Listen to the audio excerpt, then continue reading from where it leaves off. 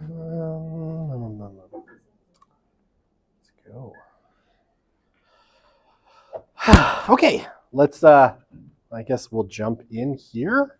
Is that on? Okay, good. So, ooh, that's still too bright. Let's turn those lights down a little. Perfect. Okay, so we're done finally. I know. Took 9 hours to get through history and some of the kind of explaining experiences of the kind of different generational cohorts. So we got a couple more units to do. These will both be on the midterm. So just to be really clear, right? So the midterm, I haven't seen a ton of questions, but just in case, right? The midterm is on next Wednesday, right? So there's no class on Monday. It's Victoria Day, so don't come. The buildings are all locked. There will be no one here, certainly not me. I believe I am taking my daughter and her 2 friends to Galaxyland. That is the current plan. So I will definitely not be here. It'll be super fun if you show up and can't get in. So yeah, no class on Monday, which I'm sure you knew, but I'm just restating it. Because sometimes you'll get someone who's just like, oh, do we not have class today?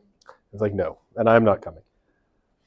So, no class on Monday. Wednesday, the exam, you have the midterm exam, right? Okay, so it's 5 questions, 5 short answer questions.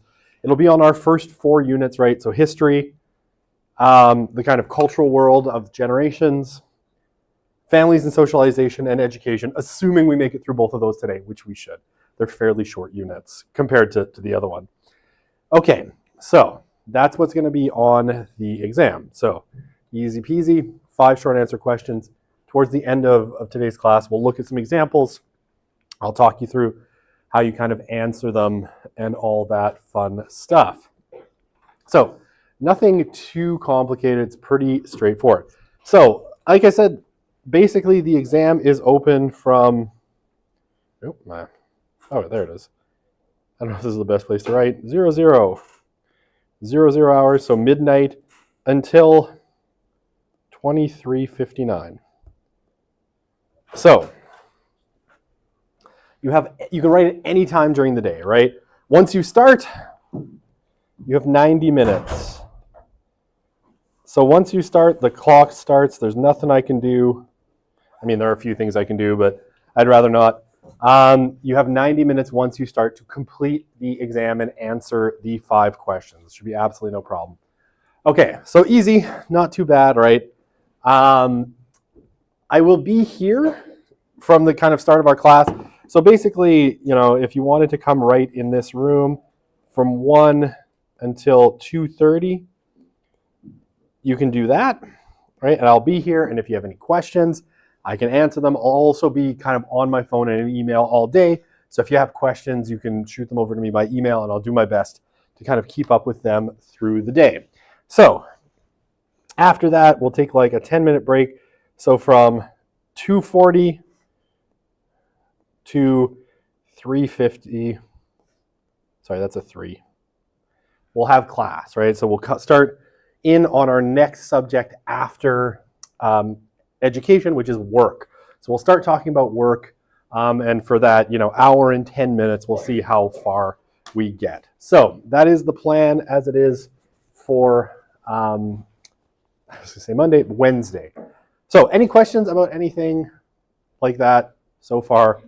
Again, we'll come back to the exam at the end of the class, and I'll run you through some practice questions, and you can kind of see what they look like. Honestly, really straightforward. I don't promise that nothing will challenge you, but definitely nothing will jump out at you and you're like, I had no preparation for this, you evil professor, you. And yeah, obviously just the topics covered in class. There's not really any readings associated with this right now because I killed the textbook and I haven't really pulled together the new set of readings yet. So it's just the lectures. And I'm of the opinion that the lectures are the course anyway, and the readings are always supplemental. So, sorry, I'll shut up. You can't ask questions if I keep talking. Any questions before I jump into talking about families and socialization? All right, going once, going twice, gone. Okay. Give me a second if you want to log on to that. Alrighty. Apparently putting citrus tea into a cup that had chai tea before has an interesting flavor. All right. Okay. So, forward.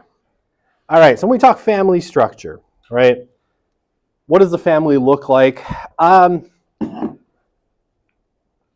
So really, since the 1950s, right? Since the, we're talking the silence. So since the silent generation sort of started coming into their own, forming their own families, and then underwent all of the transitions that we talked about, right, in the last, 9 hours of the course, things like, more women working, the pill, labor-saving devices, all of that stuff. Family structure has been undergoing a huge kind of set of transitions, right? And really since the 1950s, it's kind of been a churn, right? You can kind of think of the 1950s as the golden age for two things, for marriage and for the nuclear family, right? This idea of mom, dad, and biologically related kids as being the sort of norm. And I mean, so if you went back to say 1950, you would have been looking at about 80%, or more like 80 to 85% of kind of couples, right? People who are living as couples, were living in basically marriages, right? What we would call the nuclear family in some way, shape, or form. Fast forward, to the 2000s, and it's about a third, right? It's a third of what we would call families are now legally married with children. Now, a lot of that, so, a little bit, like 15% are common law, 15% single parents, right? So basically, and the rest, we're talking, because basically that adds up to, just around 2/3. So the remaining third are typically, some combination of people married or coupled without children, right? So, maybe people who are retirees, children are gone, all of those things, right? So broadly, I say that a lot, I'm sorry. At one point, one of my students suggested a drinking game that everyone would take a drink when I said broadly speaking. However, that was quickly destroyed by the fact that you would be so drunk by the end of a class that you would remember nothing. So I do say broadly speaking a lot. And now I'm going to be self-conscious for the rest of the class about saying it. But yeah, broadly speaking, we've seen the rise of a bunch of different family forms, common law, single parents, and even blended families, right? And we can talk about step families as either simple step families, where it's like one parent or one of the adults in the relationship had children, brought in somebody else who didn't have children, and that's a simple step family, or complex step families, or what we would call now blended families, where both parents, or both adults in the relationship brought pre-existing kind of families with kids into the relationship. And generally speaking, not broadly speaking, but generally speaking, we've seen kind of a proliferation of family forms, and probably there's two really big factors that have driven this. So one of them, again, it relates to, the dishwasher. I want to say that all social change comes from the dishwasher and the laundry machine, or the washing machine, but kind of. So women, when they start re-entering the workforce with the silence, right? And it becomes more and more normalized generation on generation for women to be in the workforce while they have families, right? While they have children. Having children is not the end of your working life. Well, it basically means that women are not dependent on male income, right? So prior to women really being able to work, having lots of economic prospects, women, weren't really able to support themselves financially. It was a really, really hard go, especially once they had children, right? Supporting themselves and children on the jobs that were available to women, really, really difficult. However, in that post-1950s moment, right, and we talked about it in our, when we're talking about generations, you get the rise of the service industry, right? Less labor-intensive job, like physically labor-intensive jobs, that opens up a lot of space for women to get good-paying jobs in the economy.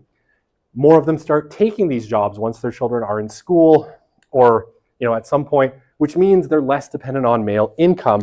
And so you get the proliferation of women who will, and I'll say this, it's somewhere between 70 and 80% of divorces are initiated by women. So, and it depends where, the reason it's different, it depends on the time, it depends on where you are. So 70 to 80% of divorces are initiated by women. And what makes this possible is, better job prospects. So, breaking up your marriage doesn't leave you destitute. So you actually have options. And, as it goes, as the women's lib movement, and feminism become more prominent, you get the rise of no-fault divorce. So in Canada, I think it's about 1965. 1968, the original Divorce Act basically replaced pre-existing divorce law. So divorce was possible prior to 1968, but it was a really, really hard thing to get, right? So basically, one person, most typically the man in the relationship, had to prove adultery on the part of the other person, right? So basically, adultery or cruelty, it was technically allowed in some jurisdictions. I think Nova Scotia was particularly progressive. If, the woman was abused, she could file for divorce. So, but a lot of places, physical abuse was normalized in marriage relationships, so it wasn't actually grounds for divorce. But adultery was, right? So you could divorce for adultery, but you had to prove it. So you had to have some pretty strong evidence to prove that your spouse was cheating on you. 1968, this gets amended, right? So physical or mental cruelty, which are super, super hard to prove. The standard is very, very high, or after a period of 3 years of separation. So this is relatively long, but still you can say, our marriage is broken down. We haven't been living together for 3 years. Here's the proof that we've been living separately, and you could get divorced.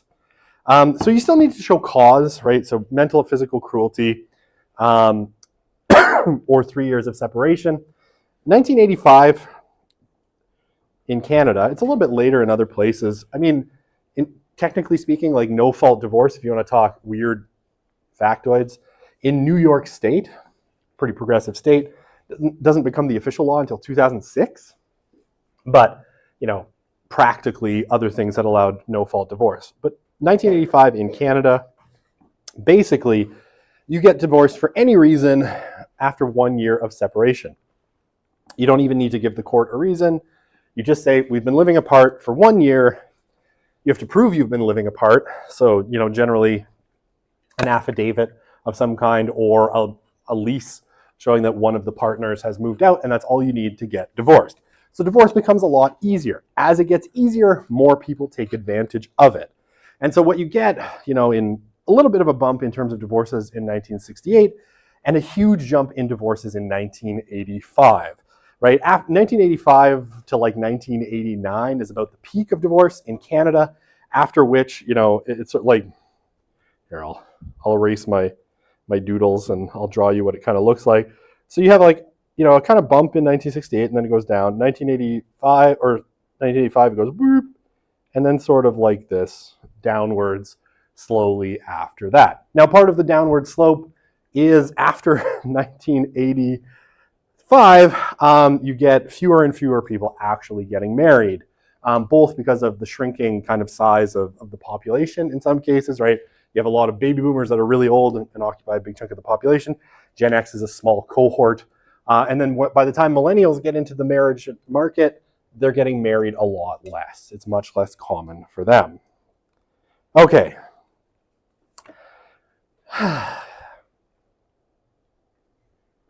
So the impacts of divorce, this is one of the, I love these sociological questions. Sometimes what's the impact of divorce? Because when it comes to the impact of divorce, it's one of those sociological questions that basically, depending on who you talk to and which studies you look at, it's either extremely devastating or absolutely no problem. And it's one of these things, like for every study that says, it's devastating for kids if their parents get divorced and remarried, or, you can find another study that says it's absolutely no problem. Yeah, so it's really mixed. It's been one of those things that, over the years, the initial research on the children of divorce was super flawed, had a bunch of problems with it, and showed, that the children whose parents got divorced, did much worse. Those were then rebutted by studies, that followed up and sort of looked at those studies, found the flaws. There's no control group. They had selected kids in part that had problems prior to their parents getting divorced, and didn't look at different styles of kind of divorced couples and how they manage things. So it's really, really mixed. It seems to be that a lot of it has to do with how the parents act after they get divorced. That has a lot to do with, how well kids do out of divorce. So, please, go ahead. This is from Maryland and another hospital. Is it Lisa's class? Yeah. Yeah, I thought so. Isn't it also really tied to income after the divorce? So, like, if the mom doesn't have high enough income like that, or if the parent isn't, that also pretty indicative of? Yeah, so it's really, if they're living with mom and mom in particular loses a bunch of her income because, maybe she has to work less because she's now in charge of full-time childcare, that does play a big role, right? And then you're poor, and generally speaking, all of your markers of wellness decrease the poorer you are, right? Health, happiness, all of these things tend to be much worse after you hit kind of, I can't remember what the exact line in terms of socioeconomics is, but as you move into kind of lower working class and poor, your social markers get worse, for sure. So that's definitely one of them. Lack of contact with one parent is another one, which I was about to say. So if one parent just disappears, then typically that hurts, especially same sex. Like, so if, let's say, dad disappears or kids don't have much contact with dad, male children will tend to do worse than female children in that scenario because they miss that same-sex parent. And then, so it's very situational. If the parents get along, right, if the divorce is amicable, you'll tend to get fairly good outcomes, right? So parents continue to share parental responsibility. Kids still get to see both parents fairly often. If there isn't a decrease in income for the parent who has custody of the kids, that will tend to help. Things like parents not paying child support generally hurts quite a bit. Where it tends to be bad, parents whose divorces are contentious, right? And especially parents who try to involve their kids in the divorce, right? So if your parents get divorced and, they try to, one of the parents, is always trying to turn the kids against the parent who left and telling them how bad that person was, how terrible they are. Here's an iPad if you love me, or whatever it happens to be, right? I think we've all seen those kinds of people. Those will tend to be really bad situations. Other good situations, right? If the parents were fighting all the time prior to the divorce, right? So if the household they were in featured either abuse or constant conflict, kids will tend to do better coming out of that situation, right? As long as abuse or conflict decreases in the divorced household. Okie dokie. Okay, so I steered the ship right into controversy. Okay, all good. Gay and lesbian parenting, it's an interesting kind of question. They're actually, I think, and I haven't reviewed it in probably 3 years, but up to about 3 years ago, hadn't been a ton of really high quality research on gay and lesbian parenting. So it's a relatively recent phenomenon, and one of the real challenges with kind of gay and lesbian parenting is that the number of gay couples and lesbian couples who end up having children remains relatively low, right? Most same-sex couples choose not to have children. Part of it is cost, right? Obviously, there's significant cost for same-sex couples in kind of having children. For gay couples, right, it's either adoption, which is expensive, or increasingly surrogacy, which is really expensive.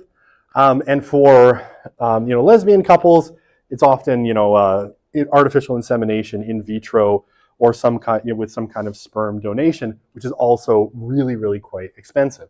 So the number of gay and lesbian parents, as a part of the population, remains really low, which means that they're a really, really hard population to study.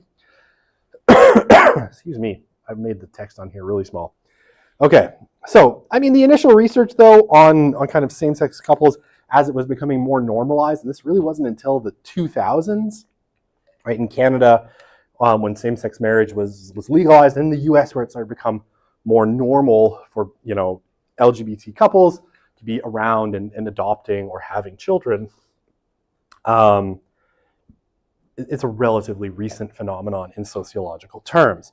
Okay, so if we look at the initial batch of research, a lot of it's suggested very little difference between heterosexual couples and same-sex parents in terms of parenting skills and parenting styles. A lot of, and even there was some sort of initial suggestions that the children of LGBTQ or gay and lesbian parents had better outcomes, and maybe go into your point, because gay and lesbian couples on the whole, the ones that chose to have children, tended to be more upper middle class, right, or upper class, wealthy in terms of their incomes, right? So they brought a lot of resources to parenting, right? A lot of financial resources and a lot of things that you can use to help your children along in life, right? So generally speaking, it tended to show pretty good or similar outcomes to opposite sex parents. So, it did show some things like, cultural strains, since especially, kind of as it was a new phenomenon, it was still relatively uncommon, and there was still probably a little bit of kind of lingering, I guess there probably still is, lingering homophobia. So, kids were aware, they were bullied to some extent, and aware to some extent that their parenting and their family situations didn't represent the norm, and this caused some, kind of psychological strain, but it was relatively minor. And again, especially if parents were relatively wealthy, tended to have pretty similar skills. They parented like middle-class people do in middle-class ways and brought a lot of resources. Okay, now this, like anything else, actually, it's funny. I was just on the edge 10 minutes ago, or just before class started, of a fight between researchers because my boss, who's a criminologist, is having it out on Twitter with someone in education who doesn't like her and doesn't like her research and all this kind of stuff. So there's always kind of like, and now for some reason, this has been like 3 days that my boss has been arguing with different people on Twitter, and I'm like, stop. Twitter is stupid. Just stop. Stop taking it personally. Just block these people. You have other things to do, I know, because I run your research center. So anyway, academics love to slap fight with each other and criticize each other's studies for all sorts of reasons. And the initial, one of the problems with the initial batch of studies of same-sex parents, so they're super hard to find. So they're really, really small sample sizes. So it was really, really tough to make like big correlational inferences from the data. And most of them were these sort of self-report studies where the parents were asked how their children were doing. And, they reported that their children were doing pretty well, which isn't a terrible way of doing research. And actually, in some ways, it was criticized for this. I actually think the criticism is somewhat warranted and somewhat isn't, because sometimes parents actually have a better view than their children of how their children are doing because they've known them for longer and they see it through slightly different, less like emotional lenses. So not a terrible study, but, or not a terrible way to do research, but there are some problems with it, right? Most of these early studies were looking at young kids, so they didn't actually study the kids themselves. They asked their parents how their kids were doing and what issues their parents were having.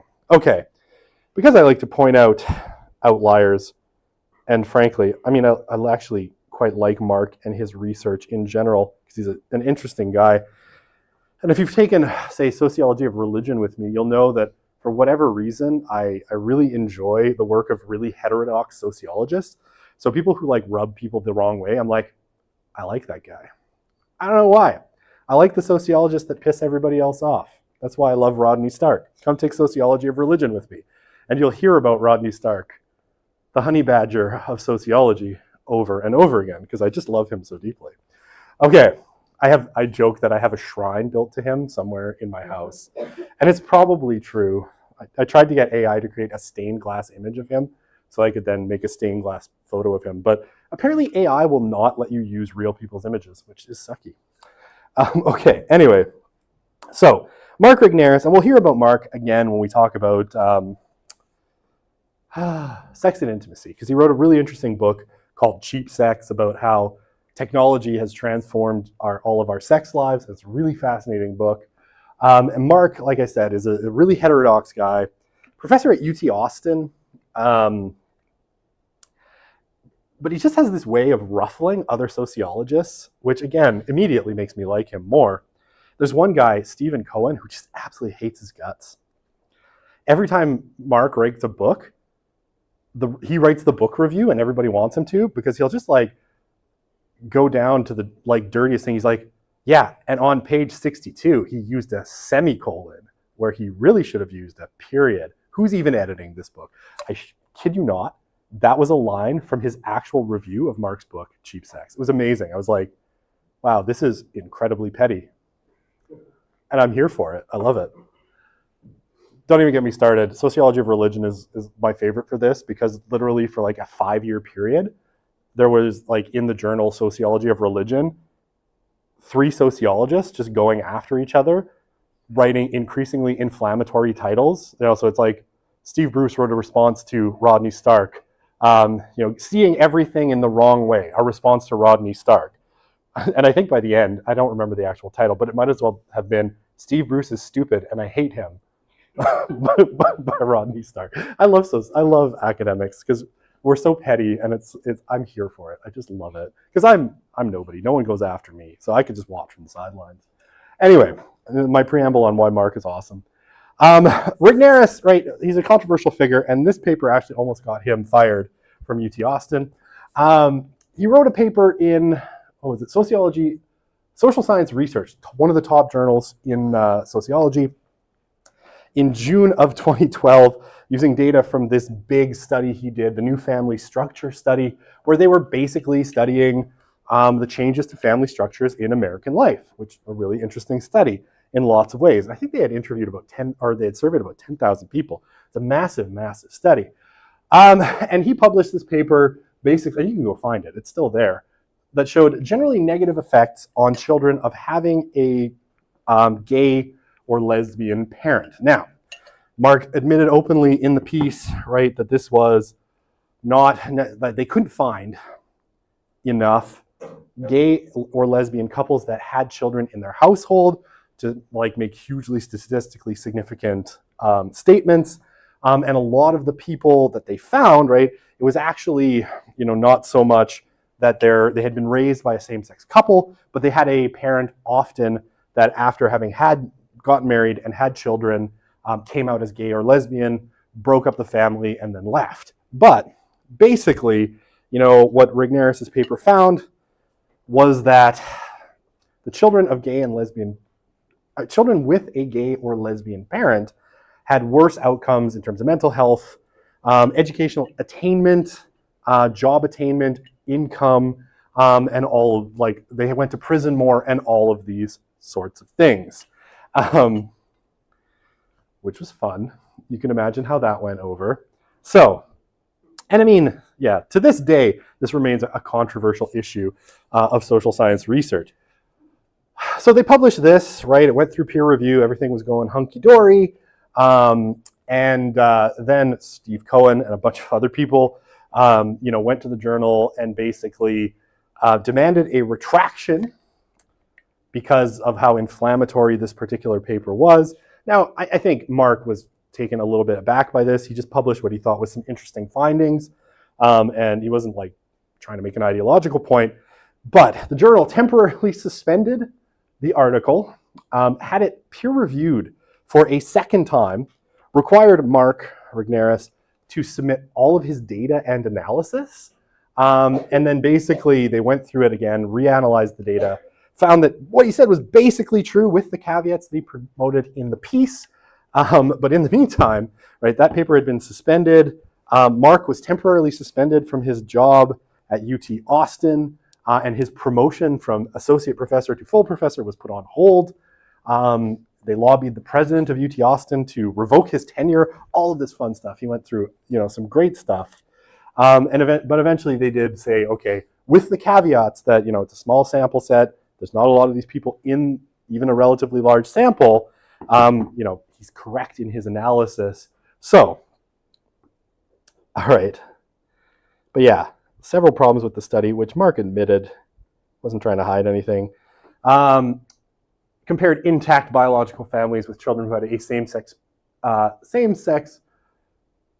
who had a parent with a same-sex sexual partner, right? So all sorts of caveats there. And again, Mark would admit, he was unable to find a large number of same-sex couples raising children compared to, other family forms. So now this, what I'll say and why I think this is interesting is the stink about this paper, which again was republished eventually by Social Science Research and everything, was so big that essentially no one has ever wandered into this territory again. It remains one of the few papers, that has ever published anything like it, and a whole bunch of researchers who were interested in this field very quickly did an about-face and went completely in the other direction because, it's not worth your job to publish controversial papers. So this is, one of the reasons we still have relatively little research is it is a political hot potato to study same-sex couples, and certainly anything critical is going to get you a very severe reaction, and you'd better be as prominent as Mark Regnerus. And I mean, okay, I'll put it this way. Mark is good friends, and one of his, I've already talked about Chris. One of the people on his PhD committee, and a good friend and collaborator of his, is Christian Smith at UND, and Christian just happens to be one of the top sociologists in America today, and Chris had to come in to Mark's rescue and intervene on his behalf to stop really bad things from happening. So there's been a bit of a chilling effect on more research of this kind. All right, no questions. Perfect. I didn't want any questions anyway, especially not about that topic. Okay, but I think it's interesting, and again, sometimes at the social context can chill academic research in weird ways. Okay, parenting styles. So how do people parent? You probably know this if you've taken psychology. There's basically four parenting styles. Authoritative, authoritarian, which, by the way, whoever named these could have done a much better job choosing two terms that didn't sound the same. Indulgent, permissive, and indifferent / negligent. Okay, so if we're talking, who are we going to give the gold star to in terms of parenting? That was an awesome star. I did a great job. Can I say I was never good at drawing stars? And now it looks red, so it looks like I'm a communist. I don't know what's going on. I can sing the whole Soviet national anthem for you, if you want, and don't ask why. All right, so authoritative parenting has two kind of basic qualities: high control and high warmth, right? So this is the kind of parenting style that typically is held up as the best. So high control, right? So these are parents that have a lot of rules, right? So they lay out really in pretty distinctive form what the rules are for their children, right? How much screen time you get, what kind of snacks are allowed after school, how far you can go from the house by yourself at what age, right? All of these sorts of things, right? And authoritative parents have a billion rules. Now, they also have high warmth. So the emotional connection with their kids is good. These are people who spend a lot of time with their children. They build really warm, affective relationships with them. They have a good discourse, right? And so even when it comes to that high control, the high warmth moderates the high control a little bit because there's an ongoing dialogue between children and their parents about not just the rules, but about why the rules exist and why the rules are. And so children have a little bit of room to negotiate, but at least they're made to understand why the rules are what they are. So this is authoritative parenting.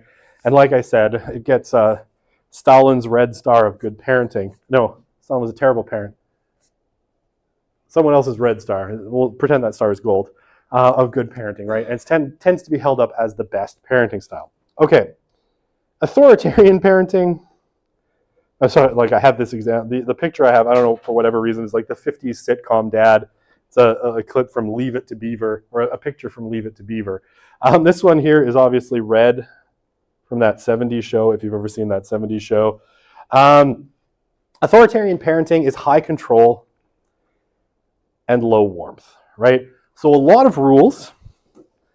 Those rules tend to be, I'm going to selectively, so I'll say selectively enforced. So selective enforcement, and sometimes sporadic enforcement, right? But when they are enforced, they're enforced very strictly, right? So it's a very strict parenting style. A lot of rules, a lot of expectations. Those expectations aren't always clear, and sometimes the punishments aren't clear, right? So in authoritative parenting, right, again, these terms sound very similar. In authoritative parenting, it would be like, all right, you get 2 hours on the PlayStation. If you go over your time, then we're going to take the PlayStation away. So, right, kid knows what the rule is and what the consequence is going to be. In authoritarian parenting, often it's like, well, you played 3 hours on the PlayStation, I sold it to the neighbor kid, right?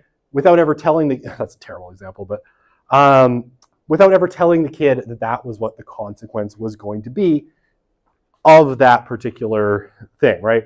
So often very sporadic and very selective enforcement, and often the kind of the consequences aren't known because there's not a lot of discourse, because it's a low warmth relationship, right? There's not a lot of affective kind of connection with kids. Parents can tend to be aloof or harsh, and all of these sorts of things. So it tends to be thought of as a less good parenting style. Okay. Indulgent / permissive. All right, so who do we have here? We have Lorelai Gilmore from the show Gilmore Girls, because my wife loves that show and forced me to watch 7 seasons of it, in which I came to the conclusion that the main character is a sociopath. And I'm like, why does anyone like her? She's horrible. She's a horrible parent. She's a horrible person. Everybody's nice to her, and she just whines about everything all the time. I hate Gilmore Girls. She's horrible. Anyway, do not parent like her. Okay, indulgent, permissive, low control, right? So typically not a lot of rules for kids, not a lot of consequences, but high warmth. So I always think of this, if you want to talk about it, and again, this is the Gilmore Girls. I think there was a whole generation of parents that were like, I want to be like Lorelai Gilmore. That's how I'm going to parent. It's a terrible idea, right? This is what you might call best friend parenting. Your kids are your friends. You want to be best friends with your children. However, here's the problem. You can't discipline your best friend because you're punishing yourself. So, they tend to be very indulgent, give a lot of things, right? Very few rules, very little control. And in situations where they should be exercising control, they find it very difficult because there's not pre-established rules, right? So again, if there are rules being put in, they tend to be arbitrary and poorly understood. But they do have really warm and affectively very warm relationships with their children. So, their children like them, but they're spineless weasels who should not have children. Okay, shall we? All right, and then I have Homer Simpson as my negligent or indifferent parent, right? So this is low control, low warmth. What is it? I think it was Bart and Lisa at one point saying to Homer, it's hard to listen to you instead of TV. It's spent so much more time raising us than you have, right? So you can kind of guess, right? Low control, right? There's not a lot of rules. Parents aren't engaged, and low warmth. Okay, so do I have this on the... Okay, I'll just say, I can't remember if I have it on another slide or whether I took it out. Here, we tend to have, upper middle class and upper class parents. Not always, right? And certainly they're not completely class bound. But in authoritative parenting, it's a cultural style that tends to be sort of bourgeois and middle class. So it's passed down, like your parents treated you that way, so that's how you treat your kids. There's also a lot of resources here, right? Again, we talk about parenting styles. you have a lot of resources here. You tend to have, I'm going to do stick figures, right? Because I'm, mom and dad, typical, gendered stick figures. Mom wears a cape, not a dress. Right, you have mom and dad in the relationship, so they have a lot more time, right? They have a lot more time, they have a lot more energy in order to have that high warmth, but also that high control relationship. They have probably, in the most part, 2 incomes, right? So a lot more resources to bring to parenting, a lot more time. Here, you tend to have more kind of, working class and poor parents in this category. Again, it's part of a kind of parenting style that seems to be common amongst working class parents. A little bit harsher, a little bit stricter with kids, and less time, right? There's less time often, if people are working more, working shift work or all these things to build those really close affective relationships. And then, indulgent, permissive, we definitely tend to see this, with the upper middle class and upper class, right?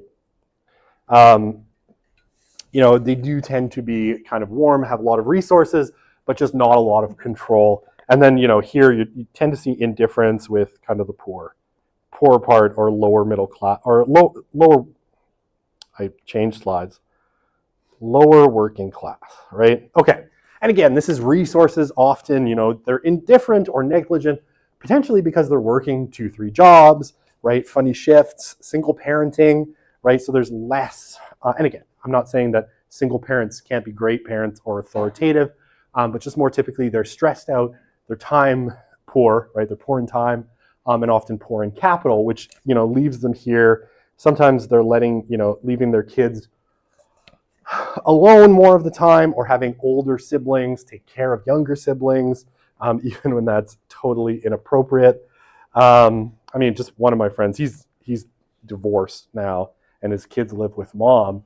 And he was telling me that his 9 and 6-year-old often stay home by themselves for entire days when mom is off at work. And I'm like, cool. Great parenting strategy. I can't see any teen pregnancies resulting from that eventually.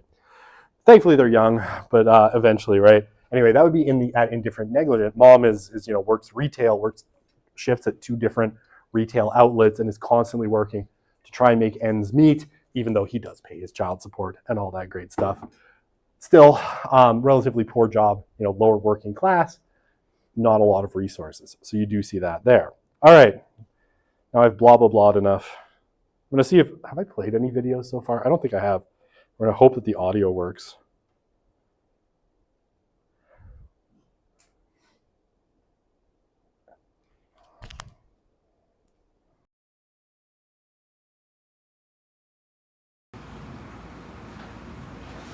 Jeffrey, look at this mess.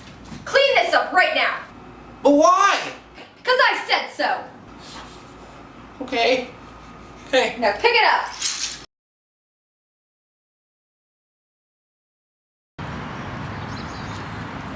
Oh my God, your dog is so cute.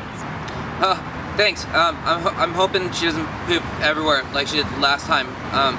That's weird. I'm sorry. How are you today? I'm good. Cool. Okay, thanks.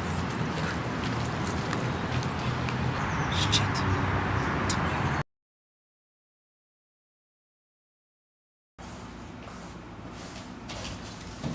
Jeffrey, it's time for dinner.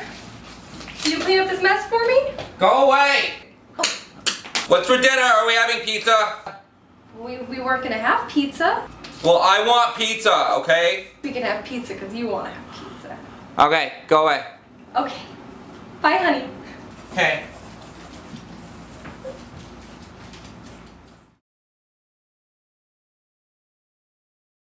Oh my goodness, I love your dog. She's adorable. Oh, yeah? It's illegal to smoke here because of the forest fires, right? Are you a cop? No, but I thought maybe you might be more concerned about the environment. Why don't you just walk on? Okay.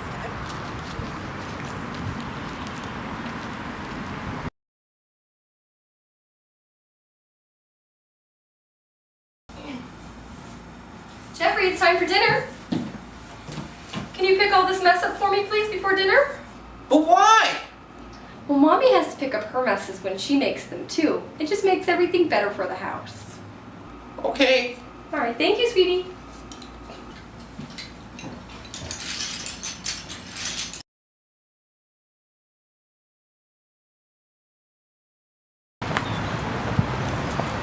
Oh my God, your dog is so cute. Where'd you get her? I got her at a Pomeranian rescue. Oh, that's really nice. Yeah, well, I wanted a little pet project while my nonprofit was in off-season. Oh, what do you do? Well, we're trying to increase the literacy rates in war-torn countries. That's really fascinating. Good for you. Thank you. Well, have a good day. My name is Ashley, by the way. Jeffrey, very nice to meet you. It's nice meeting you, Jeffrey. Take care.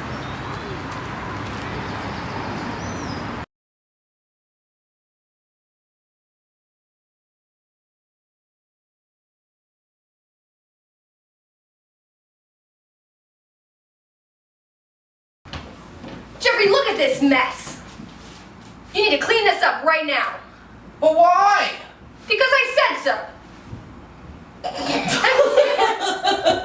feel like a Jewish mom. Yes, you just you totally did.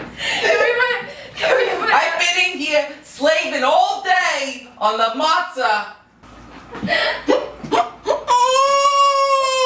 Now pick it up.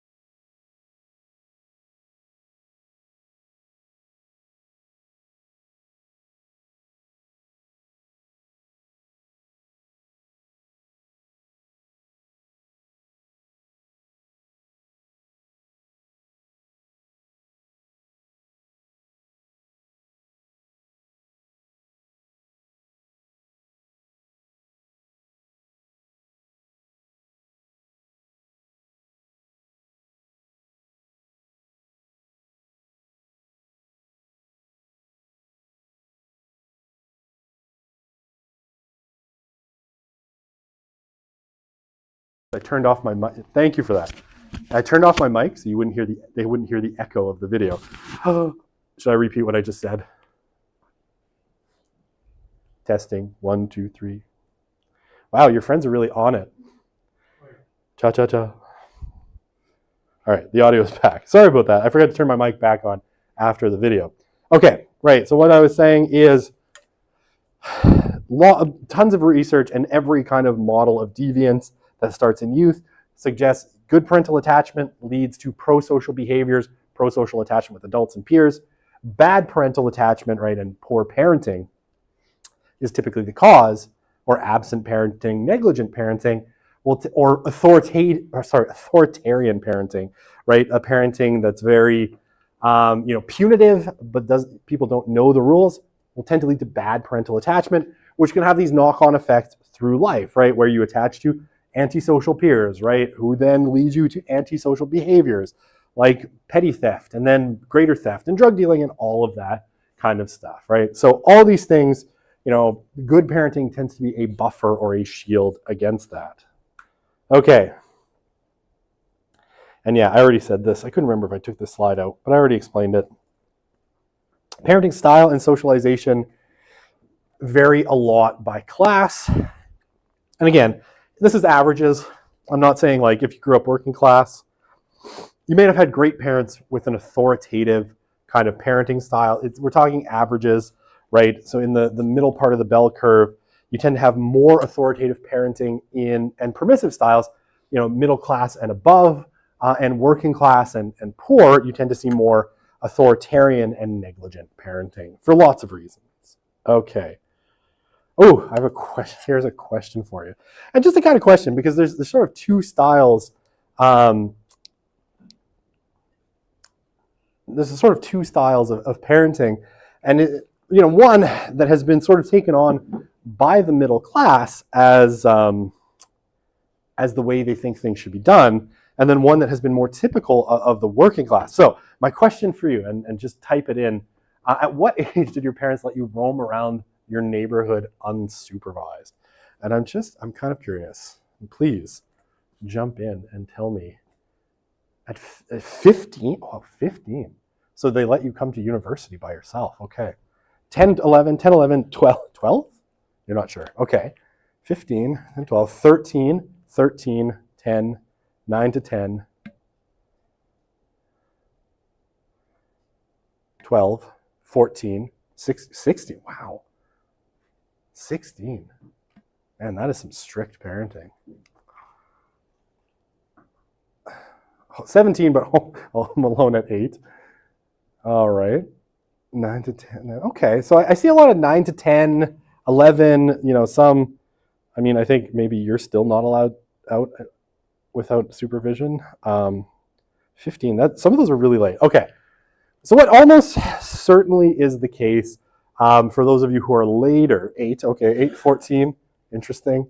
For those of you who are later, like more in your teens, is that your parents practiced a parenting style that's probably called concerted cultivation, right? Where your parents are deeply involved in sort of a lot of aspects of your life and are pretty controlling, right? In the sense that they are, organizing extracurriculars for you, they're supervising you very carefully, and we'll talk about this when we talk about the anxious generation, because Jonathan Haidt thinks that a lot of these, very late numbers, like 17, wow, I'm shocked a little bit. I'm not saying your parents are terrible. I'm just saying, wow, that's late as far as I'm concerned. And hopefully you're not just egging me on.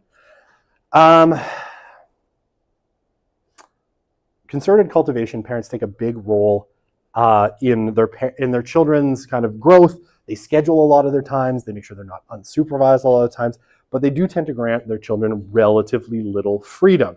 And that's really typical of upper middle class, and wealthier people. When we talk about, working class, the working class tends to have a different kind of parenting style, which is more what's called natural growth. And this does stress a lot more freedom for children, the ability to explore and discover the world on their own, less parental supervision, and less structured time. Now, it's not to say either of these parenting strategies is right or wrong, but if you're, 9 or 10, 8, 9, 10 is probably about, average kind of, I don't know why this is bugging me. There's a bunch of criminology stuff behind me. It's bothering me. 8, 9, 10 is probably pretty average of where people would have been, say for Gen X.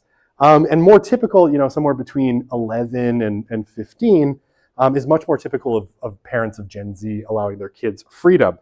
And it's a shift where everybody sort of started believing with the millennials that concerted cultivation was the way to parent, right? That you really structure your kids' time and you make sure that, they're supervised most of the time. But earlier generations tended to have more natural growth. And still we see, upper middle class, more concerted cultivation, although even now, Haidt will say it's creeping into the working class more. And natural growth, that's kind of how Gen X was raised a little bit more. I guess that's why they had so much teen pregnancy. But also they had a lot more freedom to discover the world. So millennials and forward, concerted cultivation. Gen X was more natural growth. Natural growth held in with the working class for a little bit longer, but now it's starting to creep into the cultural norm. Like all the parenting books that you would read all kind of have concerted cultivation as their unspoken assumption.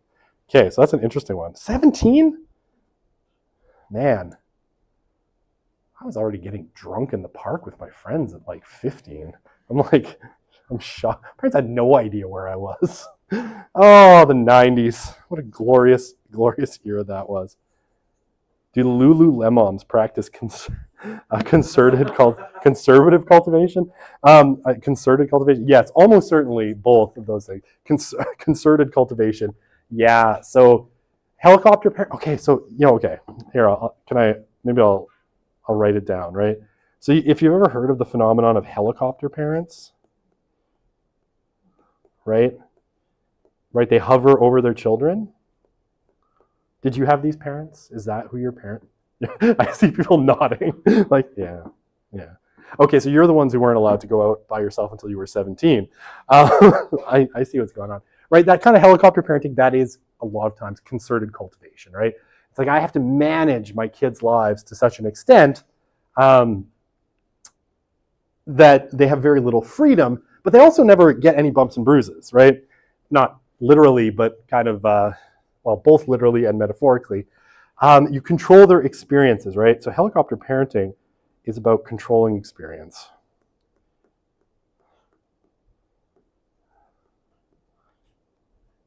It's an interesting one. And again, it is something that we see growing. Started in the 80s and 90s, again, upper middle class, and has just kind of expanded and become much more normalized, right? And again, these are just well-intentioned.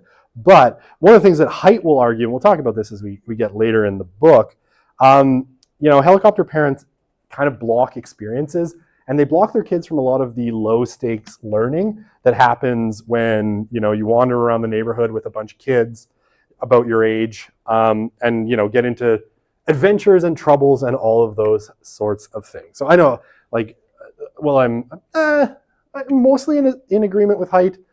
He really says we need to back off on this, concerted cultivation kind of thing.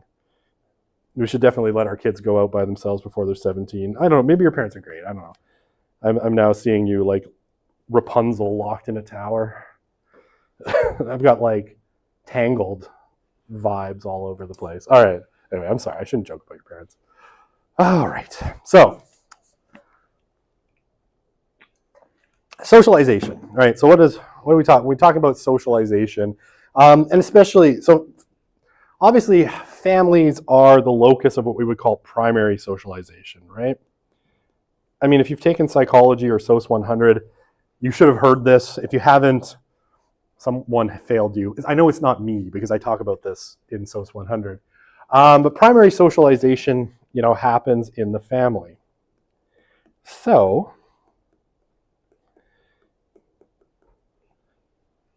one of the things that when we talk about gender roles and the way people understand gender, their place in gender, their role as masculine, feminine, male, female, man, woman, all of those things, tends to come from the family. Now there are a whole bunch of different views of how this kind of works, right? Ooh, that was loud. Really sorry. I ummed real loud. I'm going to kind of highlight three main kind of ways that that we're socialized into gender. And these are, I guess, theories of how gender socialization works or how we come to be gendered beings. And we're going to start with the more, socially constructed or feminist sort of view. So feminists generally, and starting really, I would say, more with the third wave of feminism,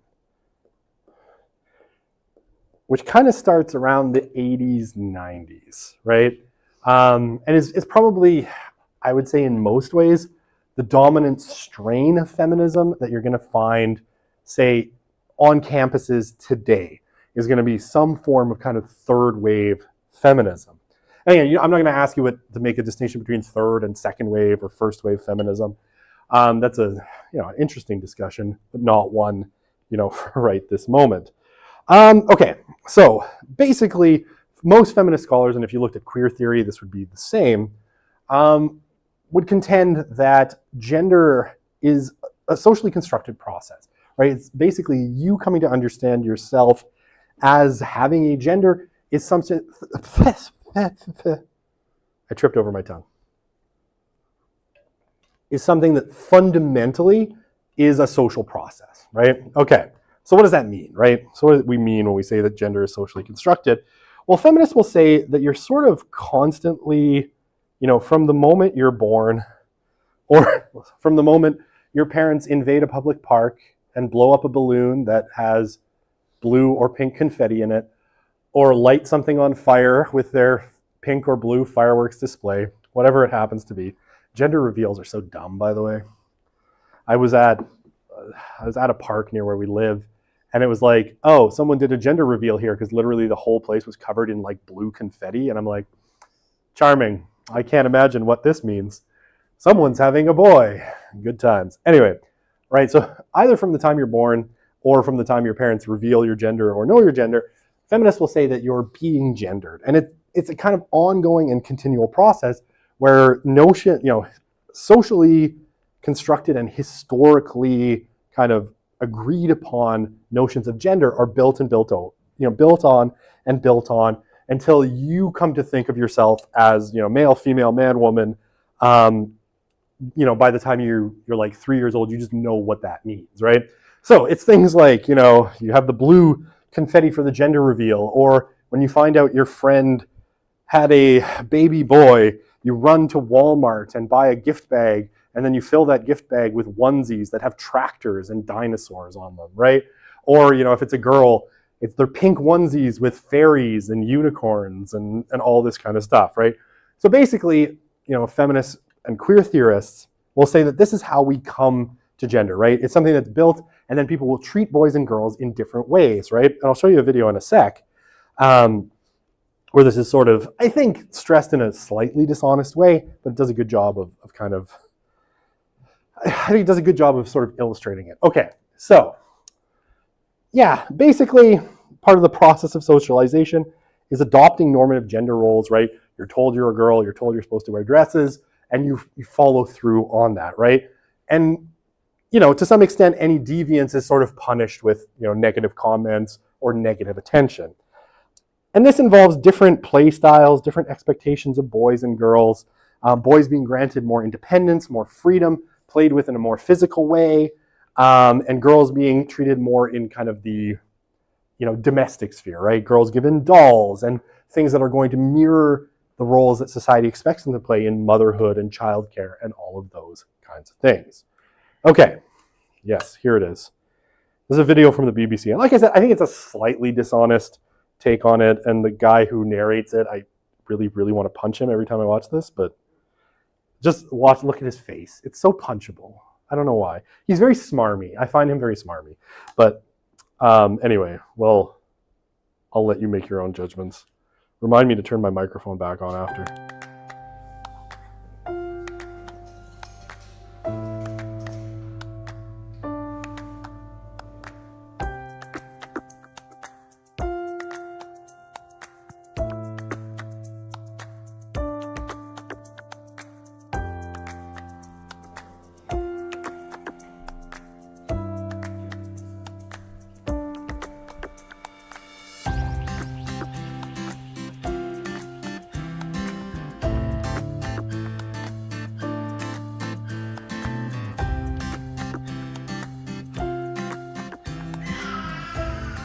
Look at this. Look at this. Do you like a dolly? Shall we go for the dolly? There's a good girl. You're a good little girl, aren't you, Sophie? Look, what does this say? Sweet dreams. Sweet dreams. Ooh, look at this, Sophie.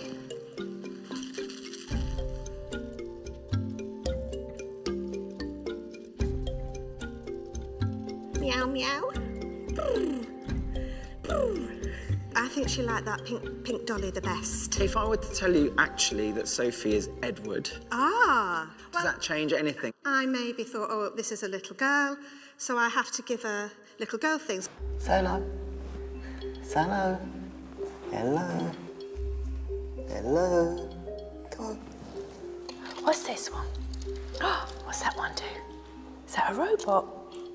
What about this? You like that one? What does this one do? Oliver, Oliver.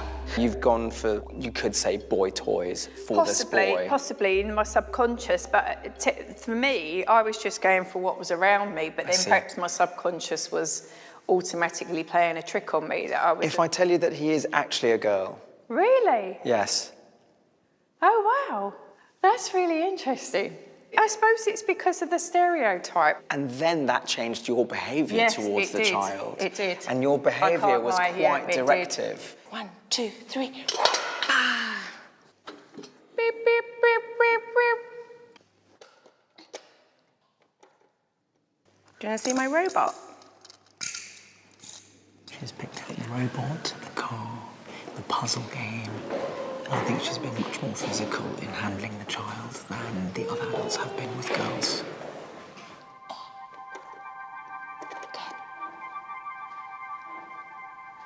That really astounded me because I thought that I was somebody that had a really open mind. Surprise. So I automatically went for the pink fluffy toy because I said it was a girl, so I was sort of stereotyping. I've always thought I was rather more open-minded than that, and I would think, you know, these are children's toys, whatever the gender. It will make me think the next time I'm with a child, so my niece or my nephew, to make sure that I am actually being sort of fair and equal with all of them, and just giving each child an opportunity to just be whoever they are.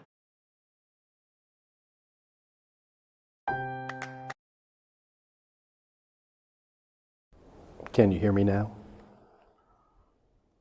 Do re mi? Okay, perfect. All right, no more emergency text messages from friends.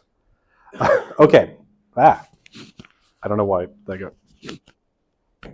Okay. The projector thing looks like it's turned off.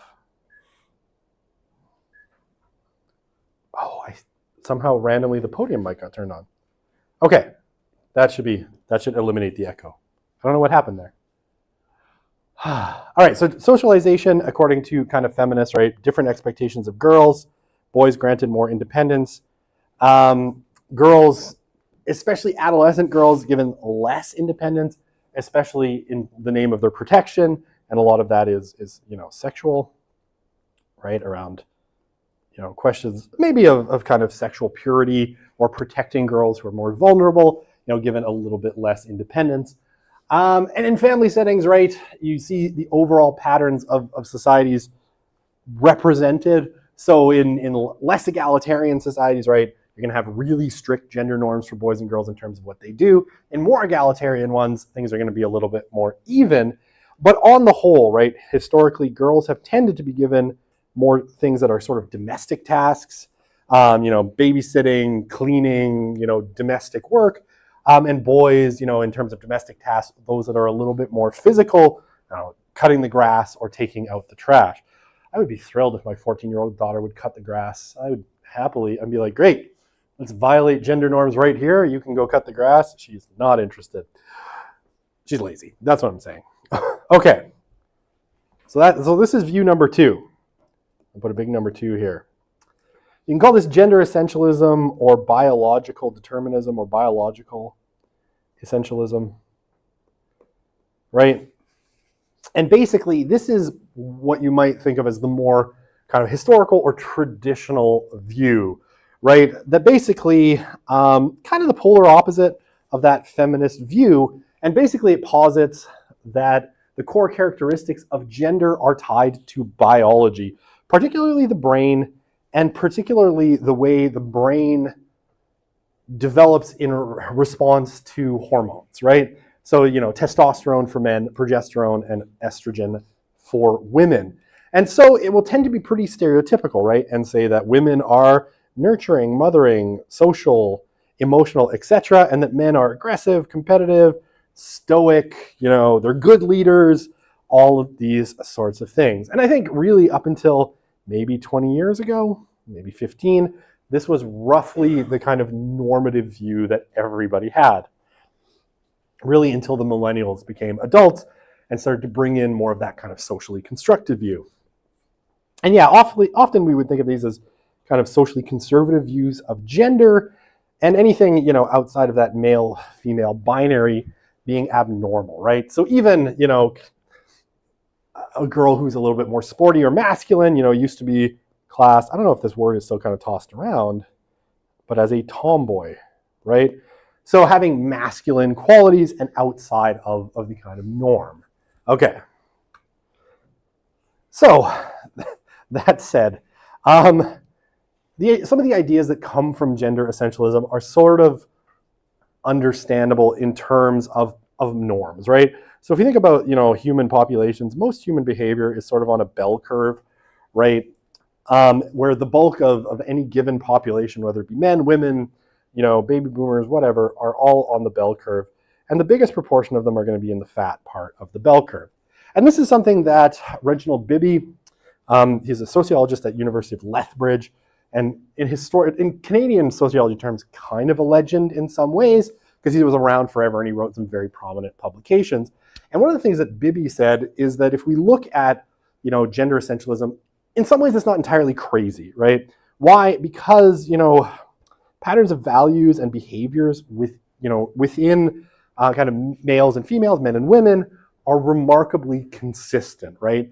And they, if you're just viewing this from a kind of a casual perspective, what you're going to see is the fat end of the bell curve, right? The fat part of the bell curve, because most people are going to fall into that, and you're going to see fewer of the people, say if you're talking about women, at this end of the bell curve, you would have really masculine women, and here you would have really extremely overly feminine women. But in the middle part, you're going to have sort of a very, very normative kind of female behavior that's going to look pretty similar on the whole. I have no idea what anyone who doesn't know what that is would make of this picture, but whatever. Looks like a teddy bear face that's been smushed. I don't know. We'll go with that. Okay, so Bibby notes, in his work on this, that women tend to value things like relationships a lot more than men. Women value things like honesty, politeness, forgiveness, empathy, and generosity more than women do. Oh, sorry, more than men do. Or women value it more than women. Stupid Broussard. Speak well. Right, so women tend to value these things on the whole more than men do. And especially if you think of something like empathy, right? Women are much more likely to say this is something they value strongly than men are. Women will tend to not be that interested in sports. Even though last night's hockey game was fairly exciting, especially the third period, my wife was much more interested in playing Wordscapes than watching it with me. Who knows why? Just not that interested in sports. More concerned with questions of social justice and social issues in general. And traditionally, though, this is less true today. But that's a question for sociology of religion. Come take it with me in the fall. Super interesting. This is kind of flipped recently, but that's a story for another time. Historically, women have been more religious and spiritual than men have been on the whole. So different kinds of values means that, there are kind of norms and things that most men like, most women like, most men value, most women value. And so this view, from a casual perspective, sort of makes sense. Okay. Could I please repeat the name? Okay, hang on. I'll write it for you. I'm going to go back in time. So I'm going to call,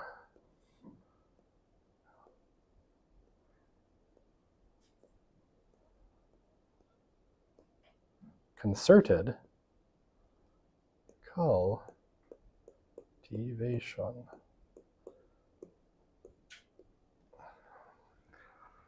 All right, that is it. Okay. I'm still going to be shocked about that 17. Okay. Okay, I think we're almost done here. All right, so when it comes to, so this is view number 3, right? It doesn't really have a name. I call it the blended view. This is view number 3, right? So feminist, socially constructed, view number 1. Gender essentialist, view number 2. Blended view, view number 3. Okay, so kind of in the I would say in the middle of these two, and I hold this guy. So this is Dr. Leonard Sachs, and it's probably small on your screen, but Dr. Leonard Sachs as sort of, I think, one of the best exemplars of this. The view that gender has both social and biological components, right? And, Sachs in this book, so Why Gender Matters, right? It's a really interesting book. It's got a new edition out as of like 2 years ago, which is really kind of interesting. He's mostly interested in this book on education and child rearing. So I think, it's a really, really interesting book. He's a really interesting thinker. Okay, specifically, why is he an interesting thinker, and why I think, I've always been kind of fascinated with his work. A, he's a little heterodox. I am who I am. And B, he has a PhD in psychology, developmental psychology, and an MD, a pediatrics MD. So he's a pediatrician and a psychologist, right? Okay, so he has these kind of dual, I could never do MD, PhD because I just don't have the patience to be in school for 880 years. Also, I'm probably not smart enough to get into med school. Not gonna lie. I certainly don't have the dedication to go through med school. So, Sachs, really interesting thinker, and I think has some interesting things to say. So he views gender, as both socially constructed. Maybe I'll highlight this, just for the record, as socially constructed but having biological components. So among the things he would suggest is, obviously, there's socially constructed things, right? There's no biological reason that, the norm should be that women have longer hair than men on the whole, that women should wear dresses, right? That pink should be a feminine color. There's a lot of aspects of how we think of gender that's very much socially constructed. But going along with what Bibby was saying, there are some kind of patterns that tend to be true of men and tend to be true of women. Okay, so one of the things that he'll suggest is there's obviously a biological component to some of the things that interest men and interest women. And one of the things that he always goes back to, and I think he goes back to this in almost every book I've ever read of his, I think I've read about 5, is they did these experiments on rhesus monkeys, right? Oops, I thought I switched my pen. Rhesus monkeys. Right, so rhesus monkeys are primates, but they're kind of lower primates. And they've done a lot of, trying to understand human behavior, done a lot of research on rhesus monkeys. And one of the things that Sachs has said is that amongst rhesus monkeys, you see some remarkably consistent patterns. Male rhesus monkeys like things that move. So they like trucks, they like balls, things they could throw, things that roll. Those are the things that interest juvenile rhesus monkeys. And the female ones liked soft things, dolls, things they could cuddle. So what conclusion does Sachs draw from this? Is that A, rhesus monkeys can't have socially constructed things. They can't talk, right? You can't have social construction if you don't have language. So there's clearly something biological in primates that sort of moves males and females in this direction, right? There's sort of norms, right? And sort of biological impulses. Now he'll go as far as to suggest, and I'll be honest, I don't understand the science well enough to say whether this is true or false, but that say in primates, the eyes of males and females are slightly different, right? So male eyes are more drawn to motion, and female eyes, I can't remember what he says they're more drawn to, but they're less drawn to kind of active things, so that males get more excited by motion and are more interested in things that move, right? And that this is at a very deep biological level.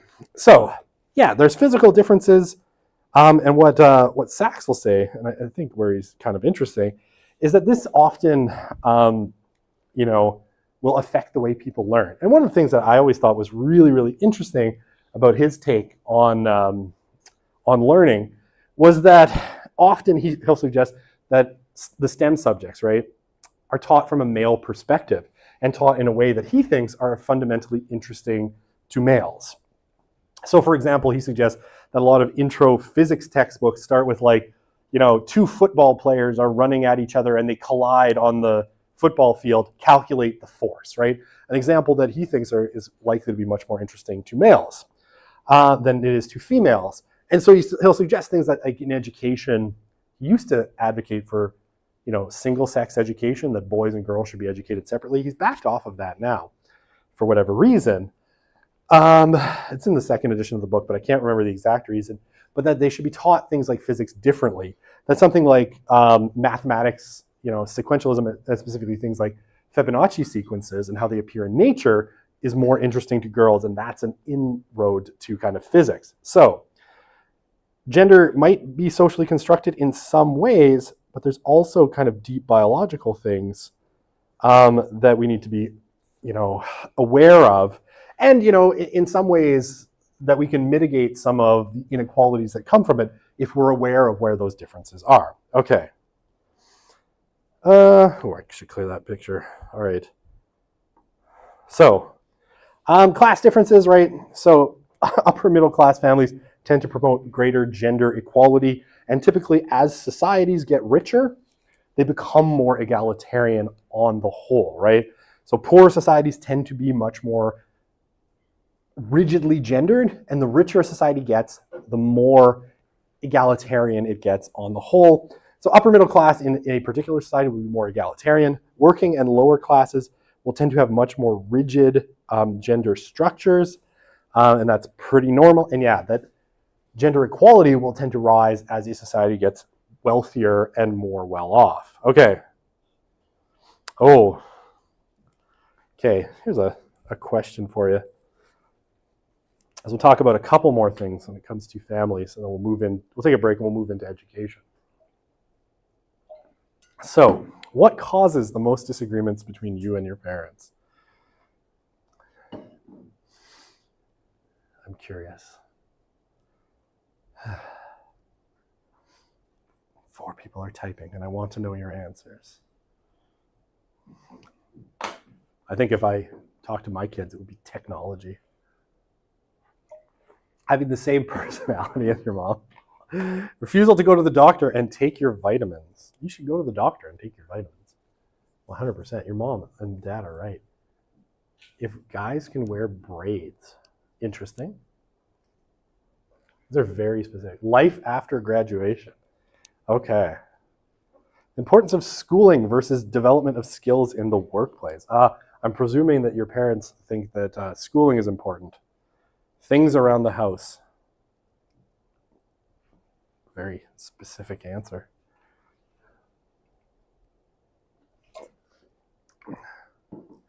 Life after graduation. Discussing my future. Just kind of like after graduation.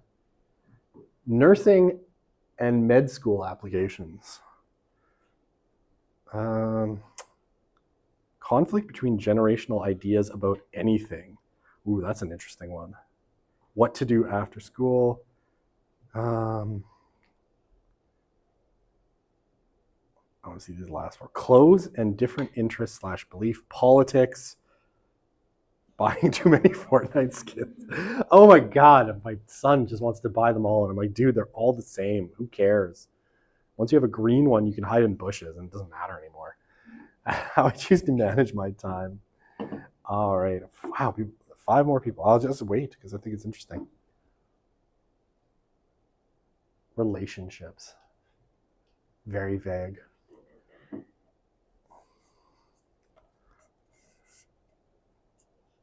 Casual racism that they find very normal.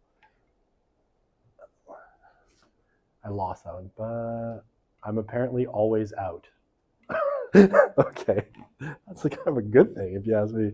Where I end up going to law school. Okay, cool, very nice, interesting things. All right, so the generation gap. So, and I'll maybe I can explain why you have these particular fights. It's about your future and things. Okay, so most adolescents, right, and emerging adults increasingly see their communication with their parents in more negative ways, right? They tend to focus on where their parents have disagreements. Okay, so part of it, and is, if you're probably at the phase. So okay, this is developmental.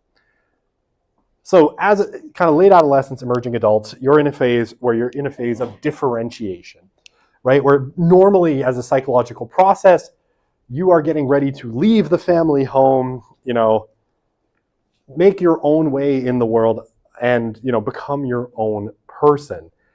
So you are kind of actually nature and biology, and you can blame this, you can tell your parents this is how it goes, has pitted you against your parents because nature wants you to go and form your own family, and so you're differentiating from your parents. Your parents, however, tend to focus on your similarities, right? Because they have and they are very invested in you, right? Because they have what's called a generational stake.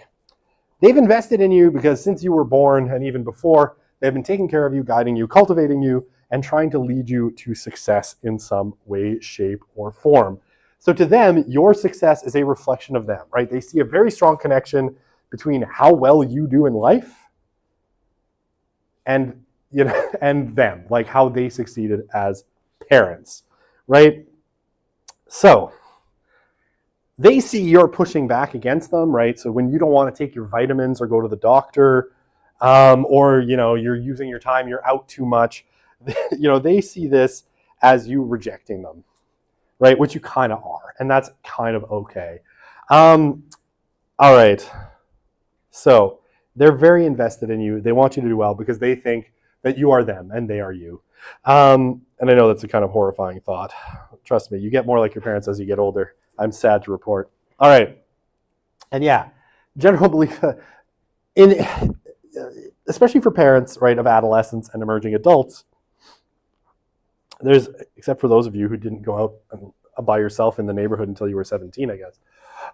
There's a general belief that applying rules and limits to young people leads to resentment and rebellion. So parents are kind of caught in this weird, moment where they want to apply rules, they're deeply invested in you, but they're worried that you're going to rebel because we've had this long-standing thing that comes to us from the baby boomers that, James Dean, Rebel Without a Cause, that might not be a pertinent reference to you, but whatever. It's a movie from I want to say the 50s, that young people are prone to rebellion and that parents can't push too hard.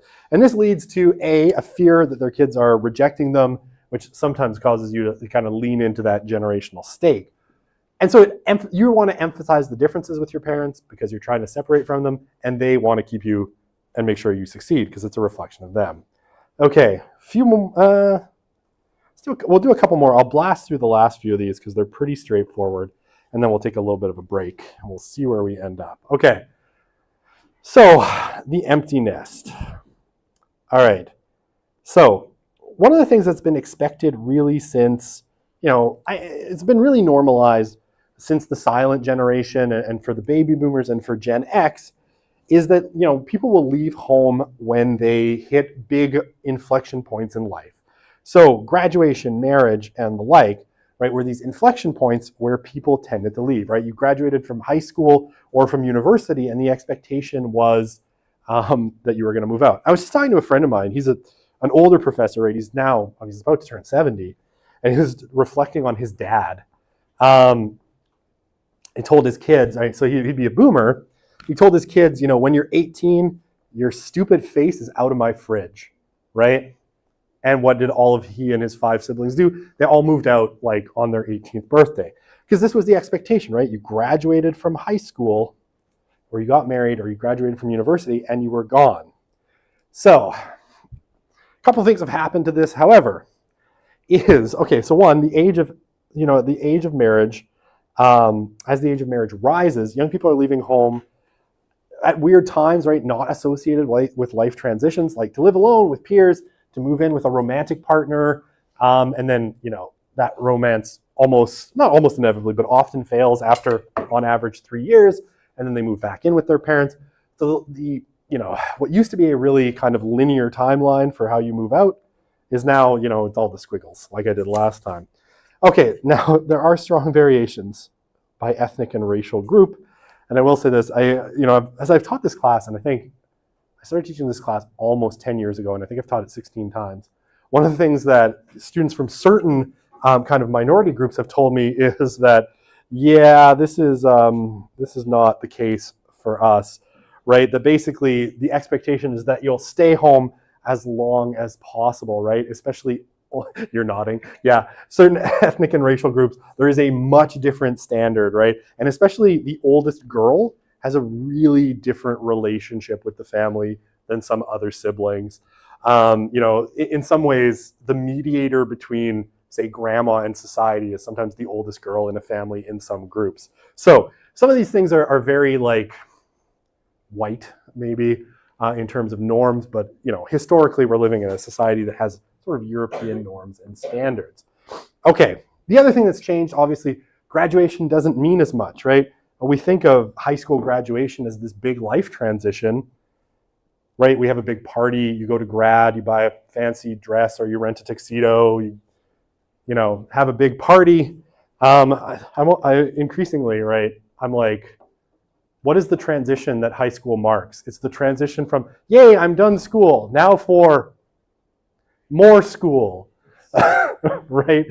Whereas it used to be, oh, I'm done school, now I'm gonna go work and the rest of my life has begun. And now it's like, yay, 4 to 6 more years of school. Almost halfway there, guys. Okay. So, the crowdedness, right? So it used to be, and sorry, I will say, I love this cat because it has been knitted a sweater by empty nesters, right? So the empty nest is this phenomenon that used to happen. You know, all your kids have graduated and moved out, and now your home is empty. But increasingly, you know, what is kind of normalized is what's called the crowded nest, right? And this is, you know, I talked about this phenomenon of boomerang children, but we also have Velcro children. As economic circumstances have changed, that transition is less normal, right? And it's less apparent that people are going to move out at these big marker points. And you have more of the kind of like the boomerang kids, right? They leave, they come back, right? As they kind of fail to launch into adulthood sometimes. Or the Velcro kids, right? The ones that just never leave, right? Because Velcro's always stuck. You know, the ones who never leave. And yeah, it's become increasingly common for people to leave the home and return multiple times. All right, so just a few statistics, and then I'll tell you what the worst place in Canada to live is. In 2011, right, so this is all in Canada, 63.4% of males and 55.2% of females between 20 and 24 were living at home. So about a little bit less than 60% overall, right? If you compare it to 1981, you know, that was 41%. So you just see kind of a general decline in people living outside their family home as time goes on, right? Add 30 years, and that percentage has gone down. Okay. So that's 2011, 42.3% of the 4.3 million young adults aged 20 to 29 lived at home. Didn't change much from 2006, but up significantly from 1991 and 1981. All right, and where, you know, highest proportion of young adults living with their parents was in Ontario, right, where half of young adults live with their parents, compared to Saskatchewan at just under a quarter, the Yukon with just a quarter, and Alberta at 26%. All right. So, more than 1 in 3 young adults aged 20 to 34 were living with at least one parent in 2016, and that's been increasing steadily since 2001. Over that same period, the share of all young adults living with their own families, so families not their parents, decreased from about half to 41%, so half in 2001 to 41.9% in 2016. So that kind of you going and launching your own family, right? Living with a, you know, getting married, living with a spouse, having children, that's declining. More people living with their parents. Yeah, smaller proportion of young adults are now living with children, either as part of a couple or a lone parent family. You know, basically a decrease overall, right? So less young adults are having children in this kind of emerging adult framework, which we know. And yeah, more than 2 in 5 young adults in Ontario were living with their parents, the largest share of any province or territory, and it's been increasing since 2001.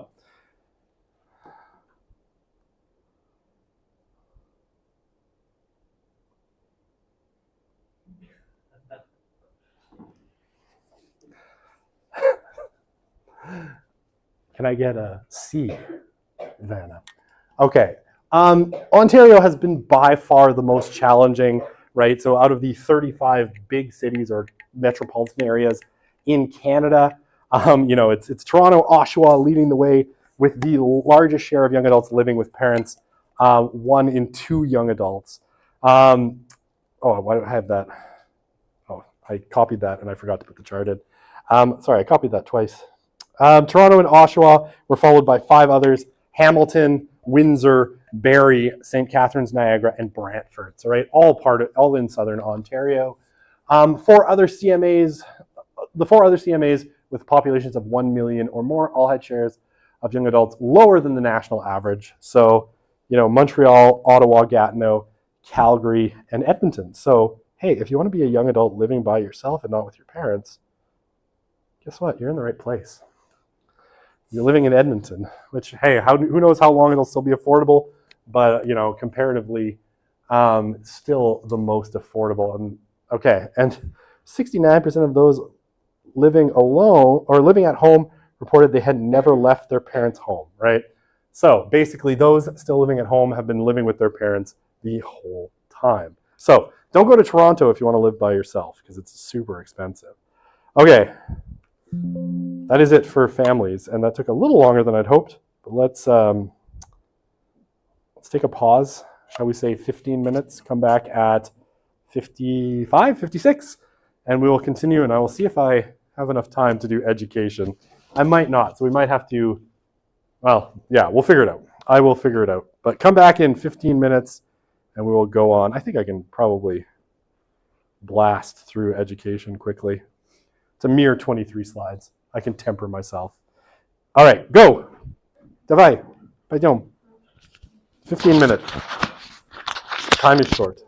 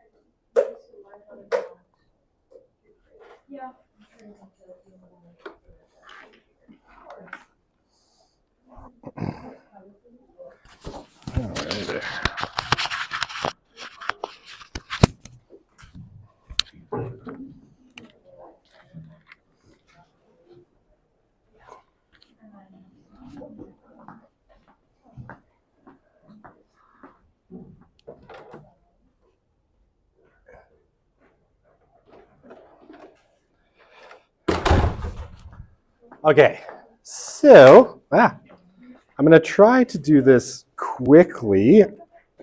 Just looking through the slides on education, I think I can get through this with alacrity. So I'm going to go through this quickly. All right, so. Stop saying so and move on. All right, education. Right, slightly different Slido again. No interactive activities in this one because I couldn't think of anything interesting. All righty, so we talk about education, right? We talk about young people, right? So our kind of age ranges, if we talk about like 6 to 29 as our kind of what we're studying in the course, the bulk of the people we're talking about, their primary occupation is going to be education through most of that, right? Till usually about 22, 23, if you do the straight into university kind of transition, but at least until you're 18. But increasingly, because of the world we live in, you're not getting away with no post-secondary education. All right, so primary, until they finish secondary school, it is definitely the primary education or the primary goal. And graduating from high school, still seen as one of those big transitional moments, but like I said, increasingly that seems less significant as it's just the gateway to even more school fueled by, what's called the post-industrial economy, right? The post-industrial or the service and economy, which needs more skills, which means most people are needing to go to some degree of post-secondary. Okay, so historically, Canada and the US, when it comes to the quality of their post-secondary education, they have been sort of marginal players.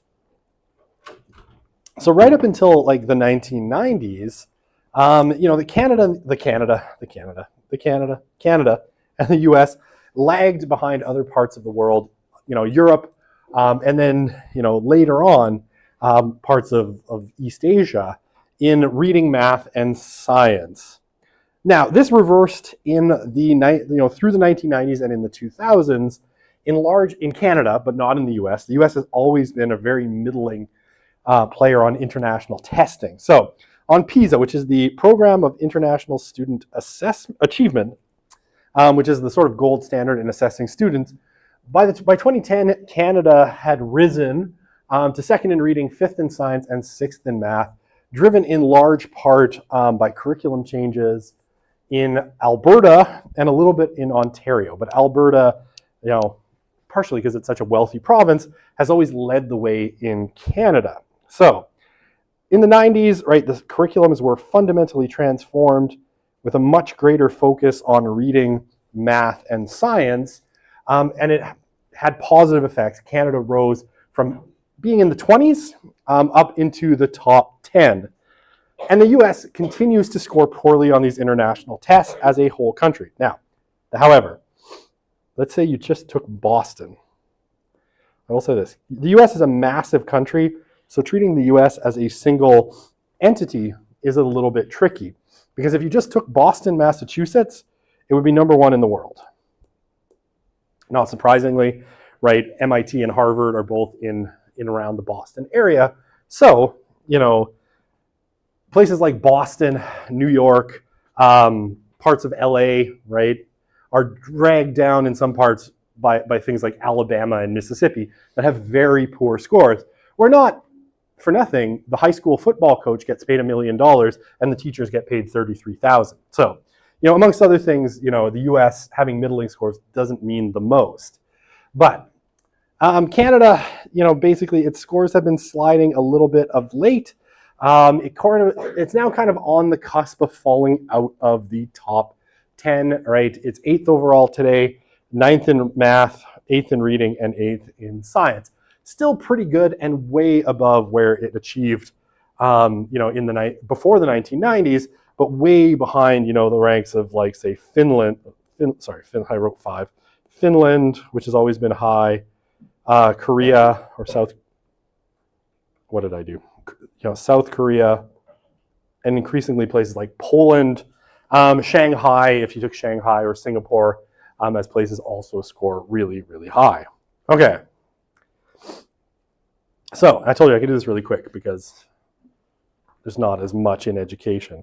One of the big concerns when it comes to secondary school has traditionally been about high school dropouts. And who drops out of high school is very strongly correlated with social class and gender. When we talk about social class, right, it's the poor and to a lesser extent the working class that will drop out of high school.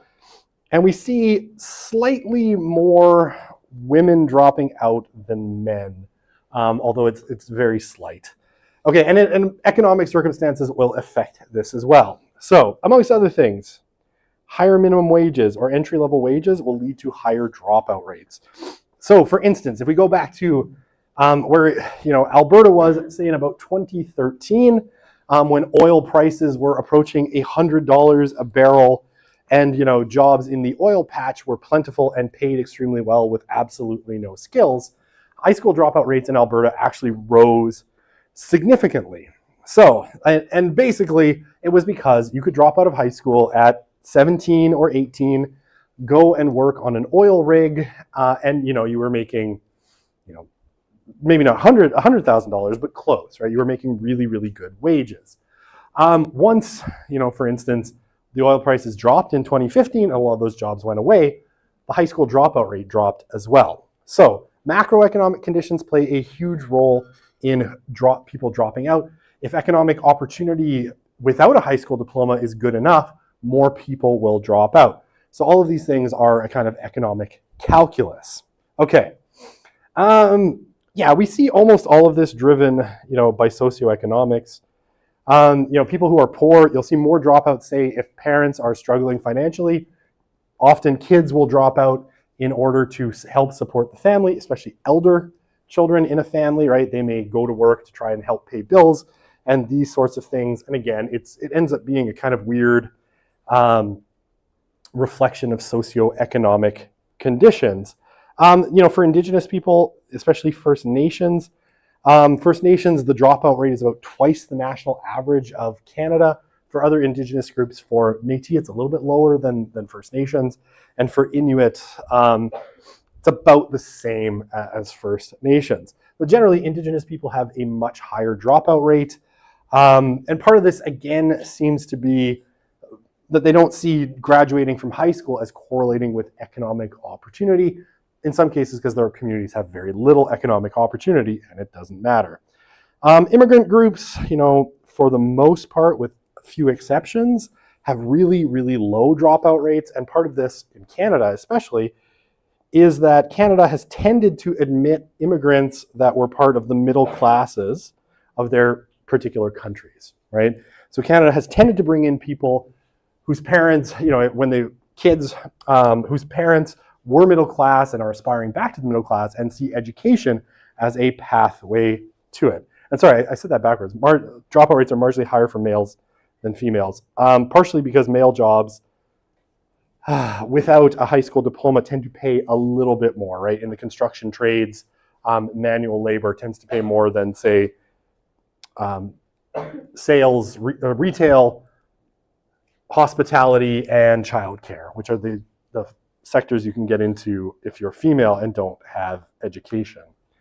Okay, so reasons for dropping out, when they've surveyed people who dropped out of high school, reasons vary greatly.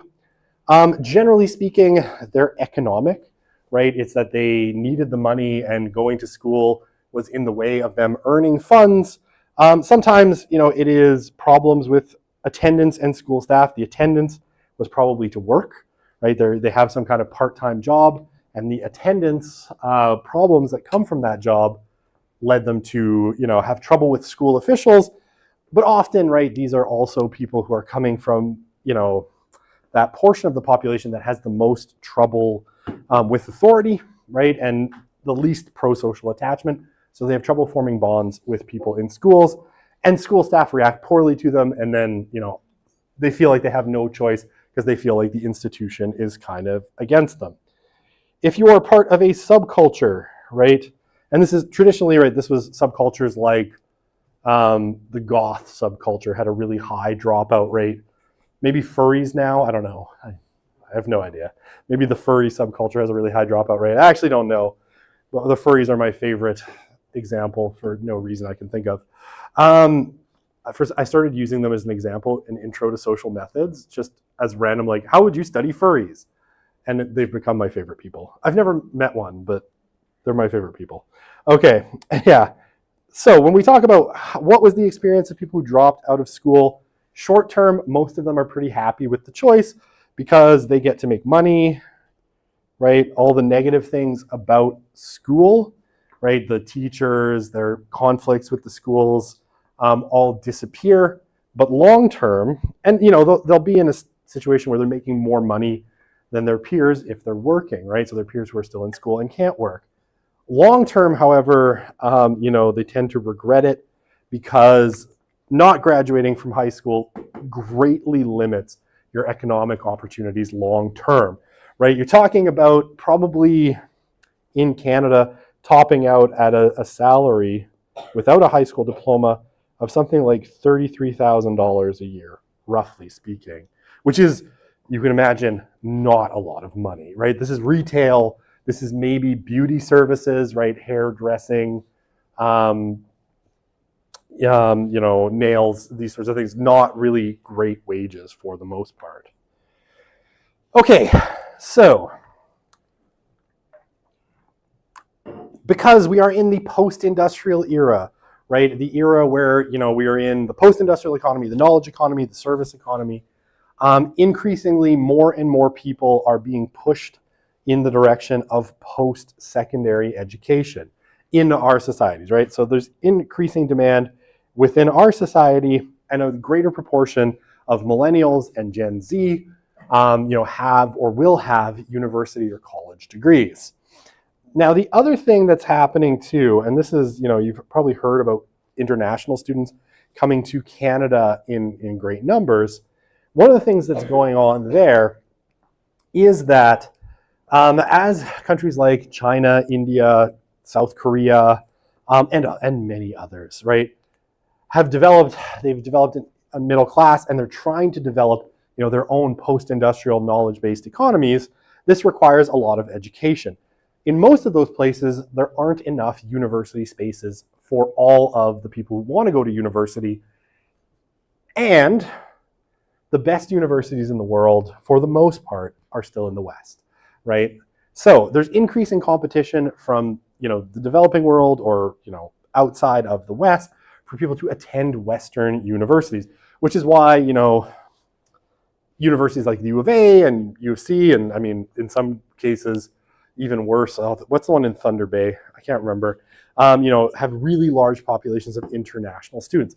All of this is more pressure on these institutions to provide more education. Okay, this is something that's been going on for a long time, but you're probably going to see this, I would say in the next 10 years, there's going to be a real push for this. One of the things that's happening, and you're going to see it, it's been true in Alberta for a while, but I think you're going to see it in the whole West very soon, is there had been a sort of push, you know, from probably the mid-1980s till the present, of getting more people into university, right, and getting them 4-year kind of university degrees.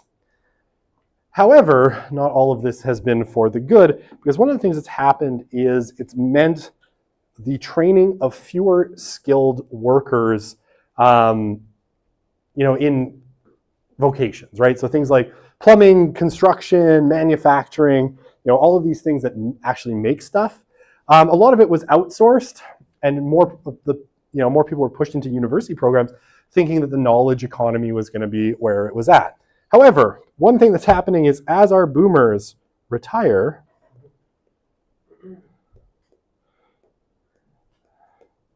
for every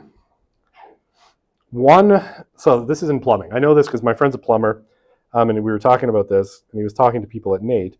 For every one new plumber that is trained today, 4 retire. So we are going to end up very quickly in a world, and the boomers, they should be, give it 15 years, they're pretty much all going to be retired. We're going to be in a skilled labor shortage very quickly. There will be no one to build anything. And we're already seeing it. Like one of the things in Canada that's happening, right? One of the reasons housing is so expensive is that housing builders are having trouble finding skilled labor. I also have friends who are builders. They have trouble finding skilled labor to build all of these things. So expect that in the next 10 years, maybe your kids, who knows? If you have kids, increasing evidence suggests you won't, but whatever. There might be a bigger push to be like, have you considered not sending your kid to university? Plumbing sounds like a wonderful career. Wade knee deep in shit all day. It'll all be great. And certainly wages in those industries are going to rise as there are fewer and fewer of them, right? Okay, so that's going to happen. And the other thing that's happened, more part-time students upgrading specific skills for existing jobs, right? As technology changes really quickly, upgrading your skills is something that becomes more and more common. Not for professors. I know professors who can barely work a laptop, but outside of the professorate, right, definitely people are always upgrading their skills. Now it's all about AI. Okay. So, rising costs. All right. More education, right, has meant that the cost of education has actually gone up substantially. And it's one of the few things that's outpaced the rate of inflation, both in Canada and the US. The cost of education has gone way, way up. So this has created an increased class divide, right? So you increasingly have the education haves and the education have-nots.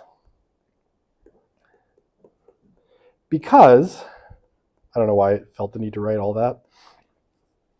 If you have higher income parents, you're more likely to attend university and you're more able.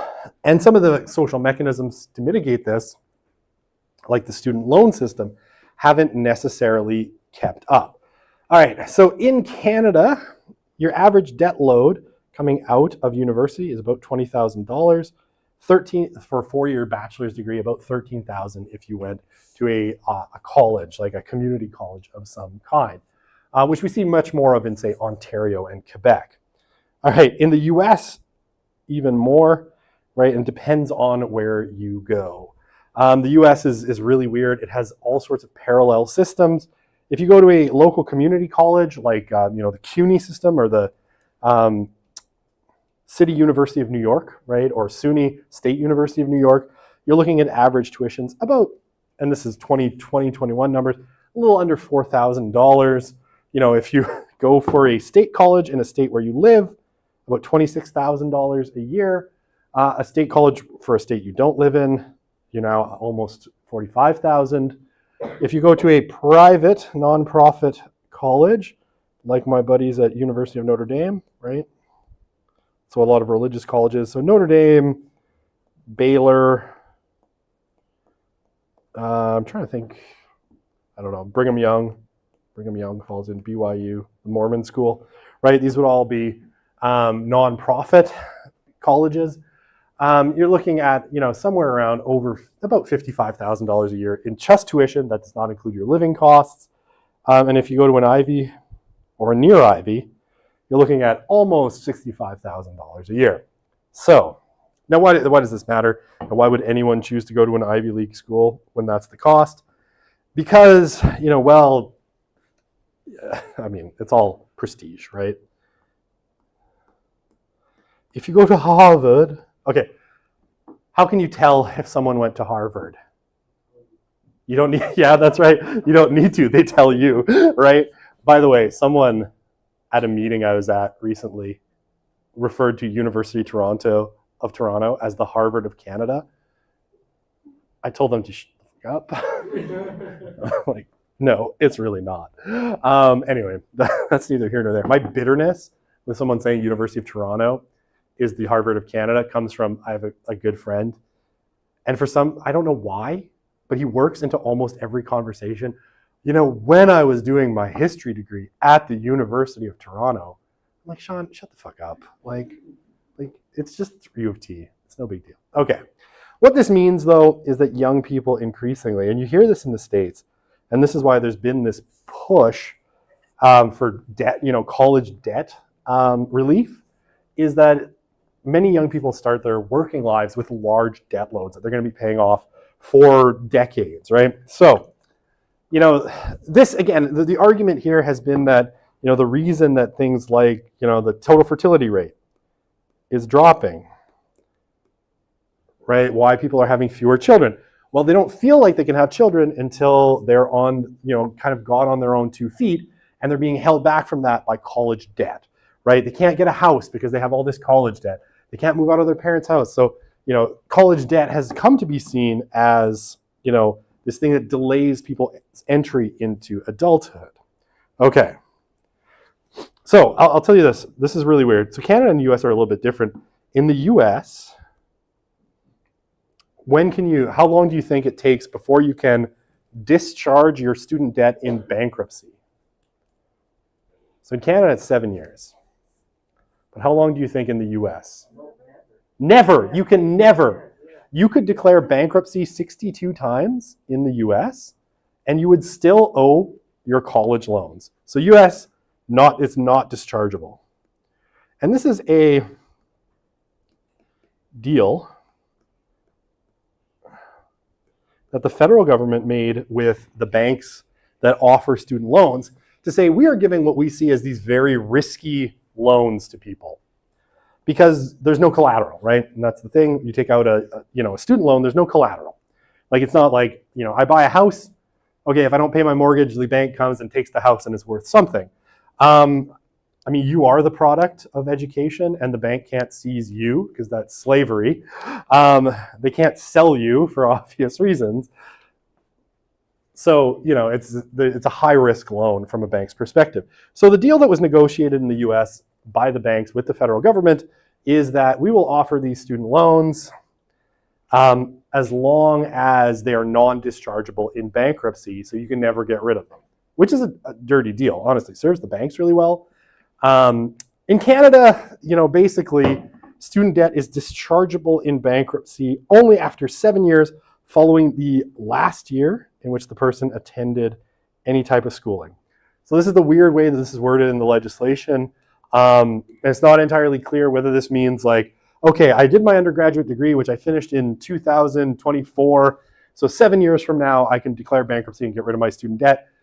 But if you went back and did a master's in between, is it the end of your master's or the end of your undergraduate degree? And this remains sort of unresolved in Canada. Most places treat it as the end of the undergraduate degree in that case.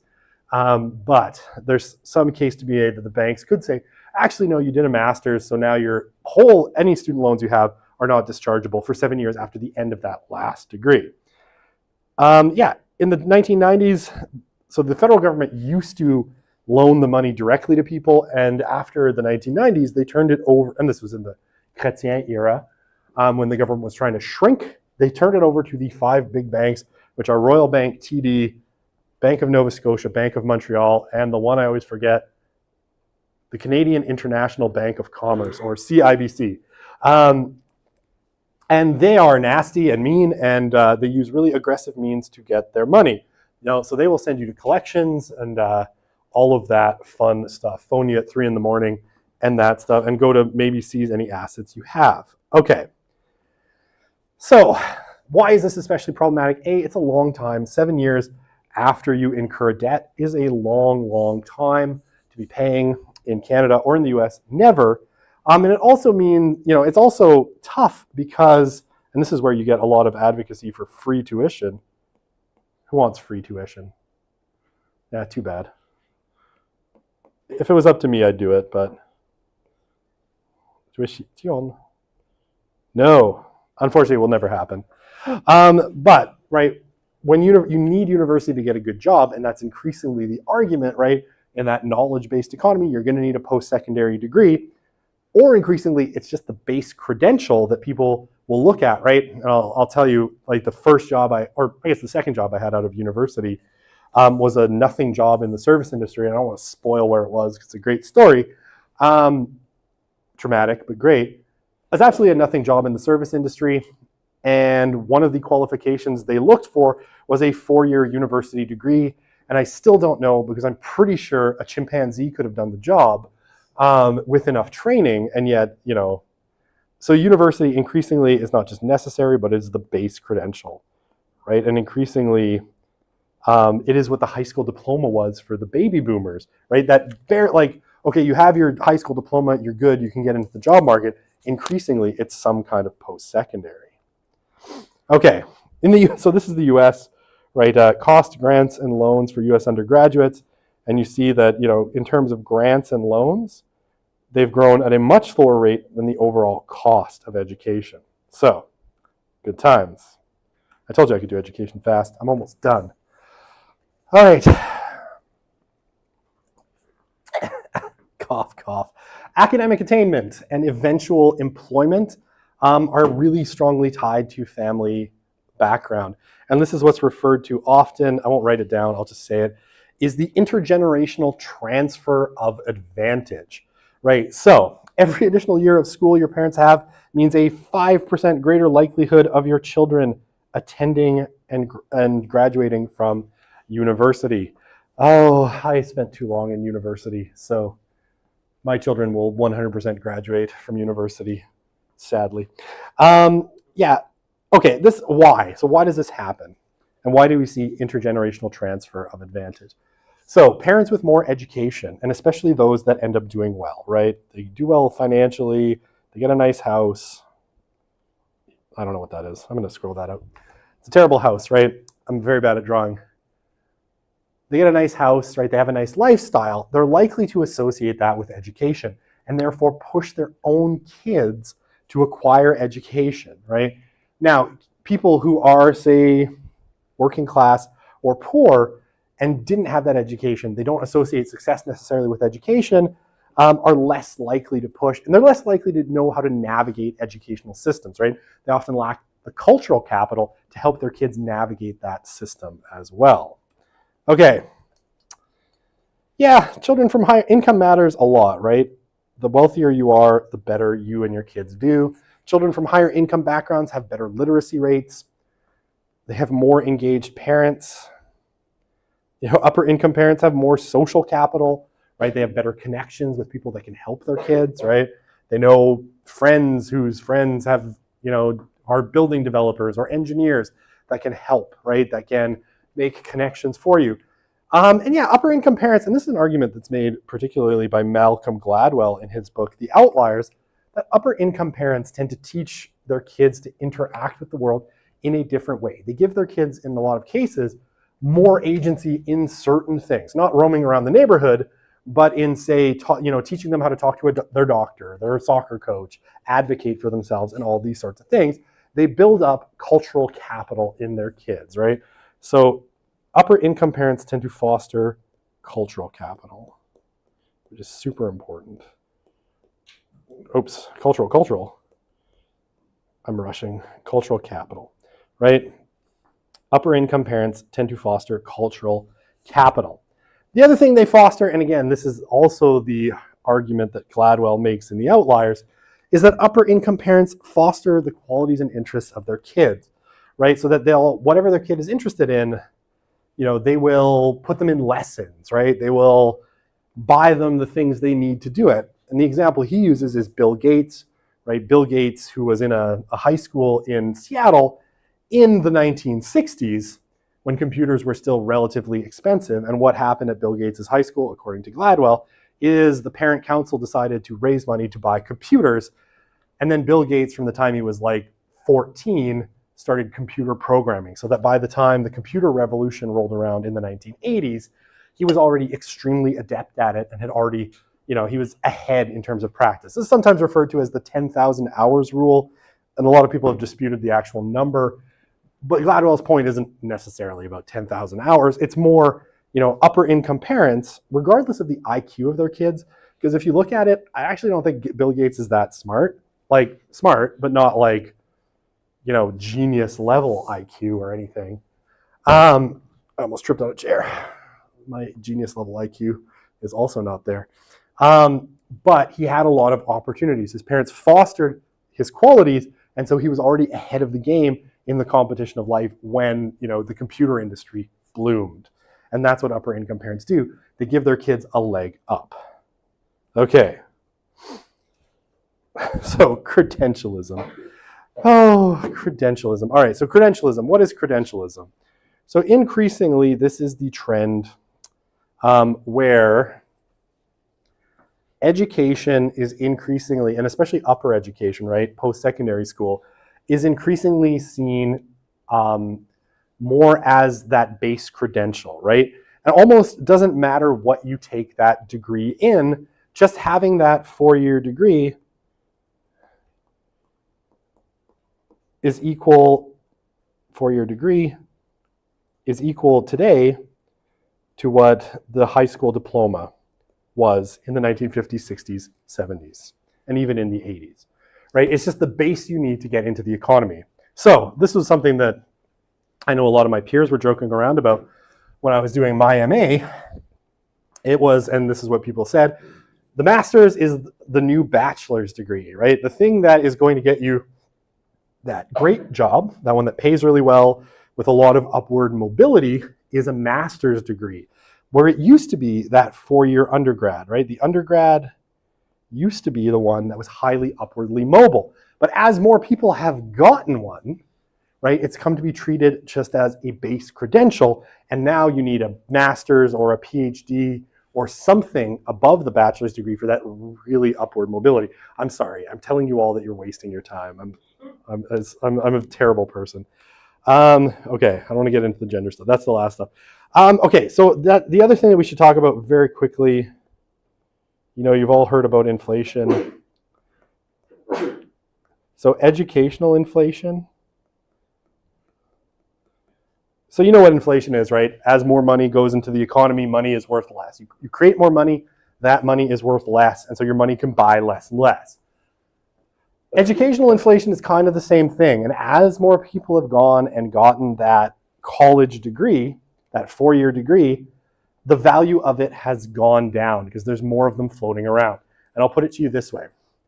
In Edmonton in 2001, when I started my undergrad degree, there was one degree granting university in Edmonton, the University of Alberta. Today, there are 4, right? There's University of Alberta, MacEwan University.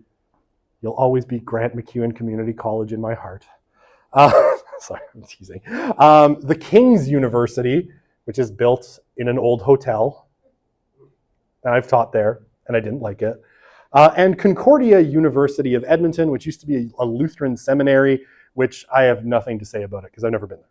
And with any fortune, never will. Okay, there's nothing wrong with it. But you now have 4 degree granting universities in Edmonton, which means there's just more people getting university degrees. Also, University of Alberta in 2001 had, I believe, about 25,000 students, and I think it's about 40 now. So more people getting degrees just means that degree is worth less, and we call that educational inflation.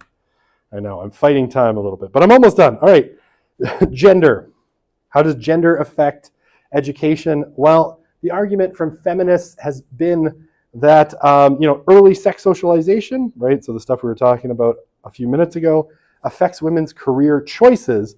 So the fact that women are, girls are played with softer toys, taught more of those kind of domestic and compassionate roles, means they've been more likely to go into education and then end up in careers in what are called the pink collar professions, teaching, nursing, and social work, right? So when they go to university.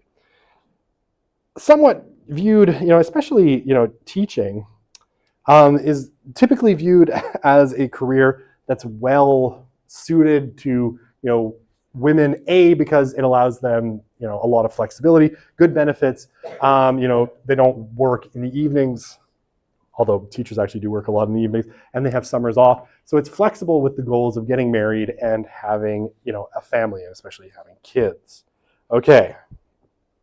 So, All right, I'm almost done. More women today, though, like if we look at the total proportion of degrees, more women today are getting undergraduate degrees than men, right? So there's more women completing undergraduate degrees than men. More women are enrolled in undergraduate programs overall, right? And it's about like 66% female, or depends on where you are, 66% female, 33% male. Sometimes it's 60-40, and very technical schools, it tends to be about 50-50. Yeah, and in Canada, it's about, uh-oh, my laptop must be dying. I know when the pen stops working. Oh no, there it is. It just was delayed. Yeah, it's about somewhere nearly 2/3 of all undergraduate degrees are earned by women. Now, they tend to be, like if we look at, STEM fields, so science, technology, engineering, math, dominated by men. Traditional STEM plus healthcare, still dominated by men, and non-STEM, is the one that's really dominated by women, and less mathematically intensive STEM. So women do tend to earn fewer degrees in science, technology, engineering, and math than men do. But all other fields, especially anything in the humanities, social sciences, teaching, and healthcare, tend to be dominated by women. Okay, so yeah, concentrated social sciences, humanities, fine arts, education, nursing, underrepresented in most STEM fields, despite, and this is despite a lot of efforts to get more women involved in STEM. I know with engineering, I don't know where it is for the sciences, but in engineering, there's been this ongoing effort to get more women in engineering. And it, from the 1980s till about 1998, it grew pretty robustly from about 5% of engineers being women to about 30%, and then it got stuck, right? At about 30%, and no efforts beyond that have ever been able to get it to move. It's the 70-30 split in engineering, continues to this day. So yeah, that means women still tend to be overrepresented in fields such as teaching, nursing, social work, earn degrees in the humanities and social sciences.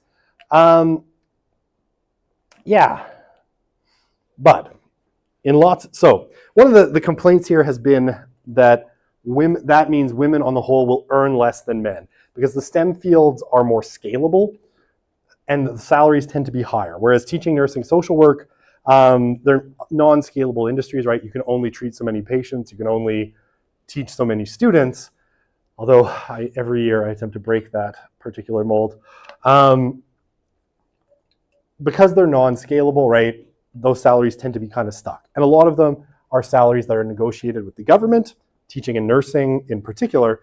And so there's a kind of upward cap of how well you can do, right? And I think for a teacher, max salary with a 4-year degree in Alberta is somewhere around $94,000. So decent, but compared to an engineer where there is no upward kind of ceiling, not very good. Or a doctor, right, where, say, dermatologist. Why do I know about dermatologists?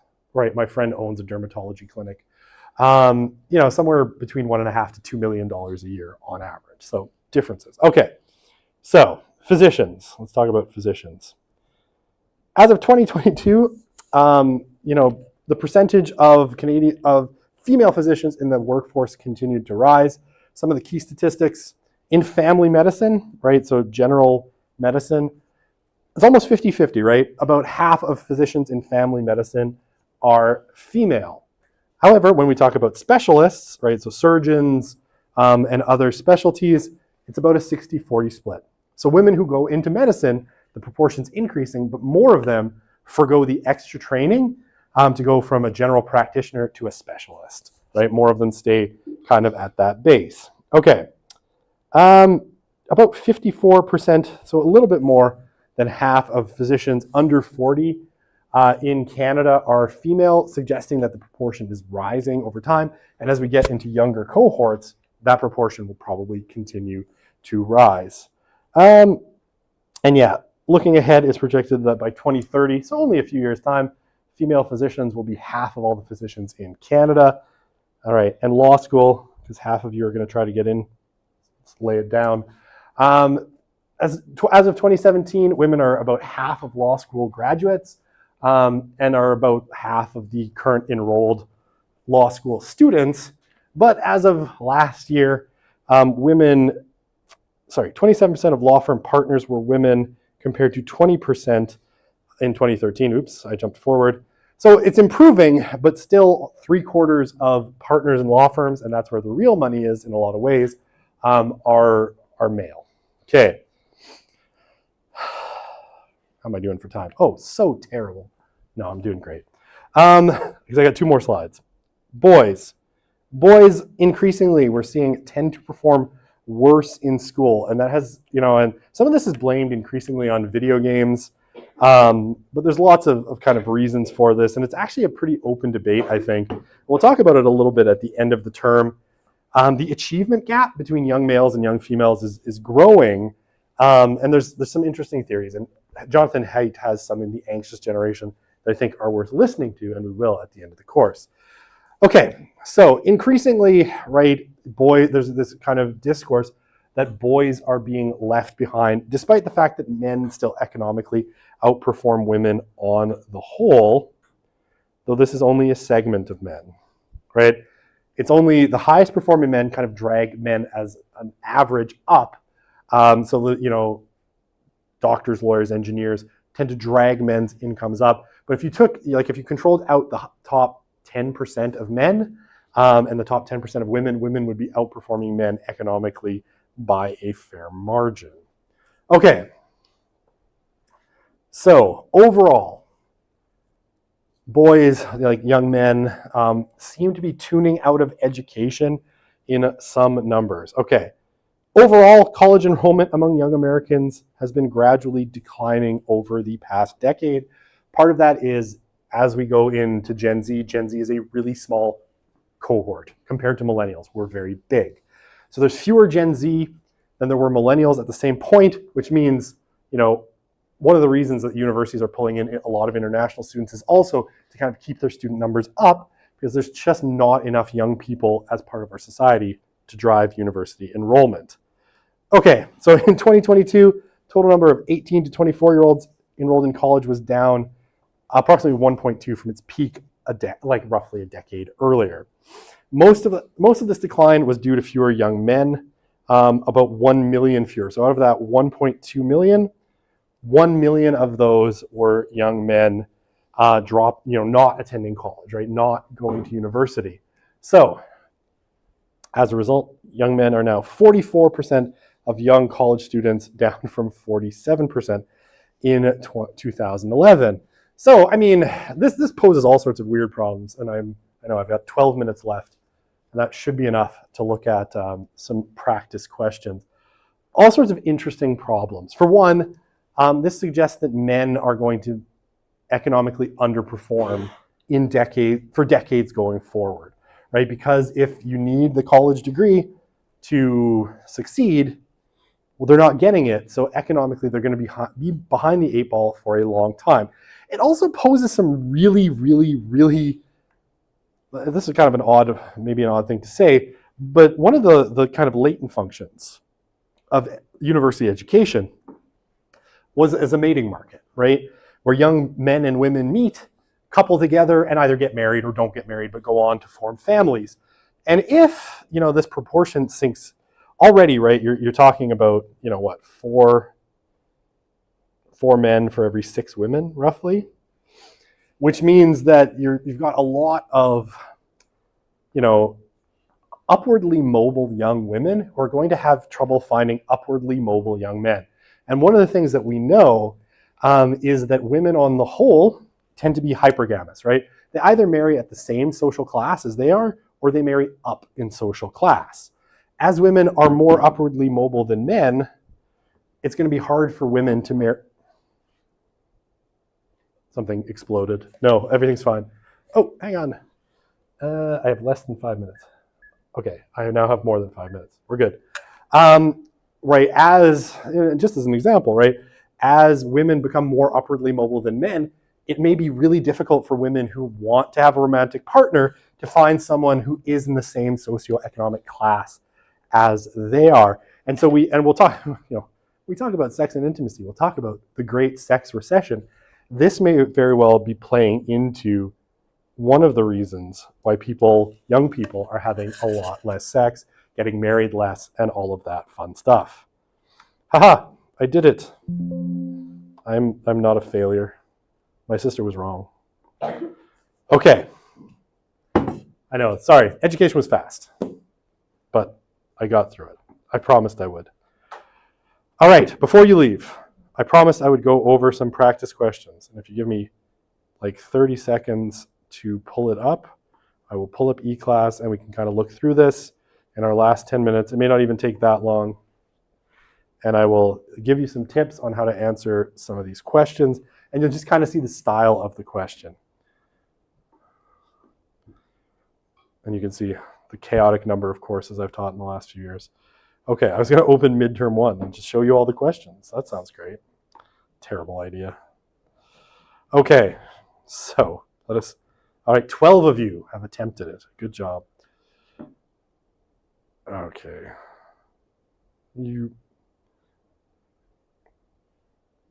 There we go. Okay. So this is one. Right. So, define the term emerging adult. Okay, so what is an emerging adult? Right, so I talked about this a few times in the course, so if you got this kind of question, very important. And I'll make sure, I forgot on this practice question, but I usually have like, all of these are going to be out of 10. And so I would usually have it kind of split up. So part of the question, this will be worth 2 and 3. So make sure that you're answering every part of the question. So very easily on this question, define the term emerging adult. So your task number 1 is, what is an emerging adult? So it's a young person, ages roughly 19 through 29, and it's meant to denote basically, people who are, above the age of 18, so they're adults, but they haven't quite transitioned into all of the things that we used to think of as adults: marriage, having children, mortgage, all of that stuff, right? So they're still, while they're adults from a legal definition, they're still taking on some of those roles and learning to take on some of those roles. Okay, when did the concept emerge? Time period or generational cohort? Roughly speaking, people started to talk about it with the millennials, right? Because the millennials, their life plan slowed down so much, right, that in their 20s and 30s, there was a real question like, were they fully adults, right? Or what was happening? This extended adolescence, right? They weren't getting married, so we started talking about emerging adults. Okay, and using material from any part of the course so far suggests 2 reasons that this category has become necessary. All right, so just pick any 2 facts that kind of back this up, right? So they get married later, right? So for millennials, what was it? Women getting married at 28, men getting married at 30, right? So they're not hitting those markers. They need to be in school for longer, right? We just talked about it. People need more schooling, so they're not able to get into the workforce as quickly, right? Compared to the boomers. The boomers got those factory jobs at 18. Millennials needed more time because they needed more training in the economy. Okay, how does that sound? Good? Easy peasy, lemon squeezy? All right. I had 7 minutes. Wow, I'm doing so well. Sorry, I'm impressed that I got through all of that. Me being impressed with myself is a constant theme in life. Okay. All right. So how does Smith believe that moral reasoning among millennials differs from moral reasoning amongst other generations? Okay, so what does Smith, so for that one, right? 5 on the first one. What key philosophical trends have contributed to this type of moral reasoning? All right, so we talked about moral reasoning for millennials.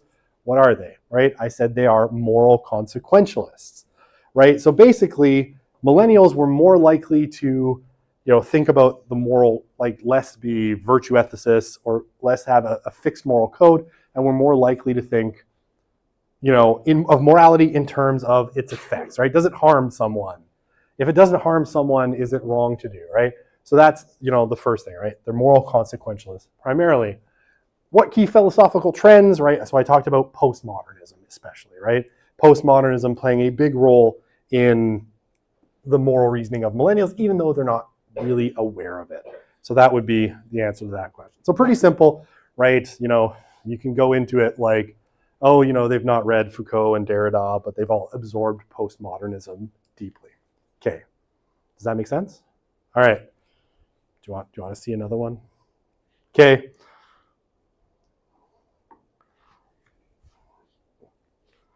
All right.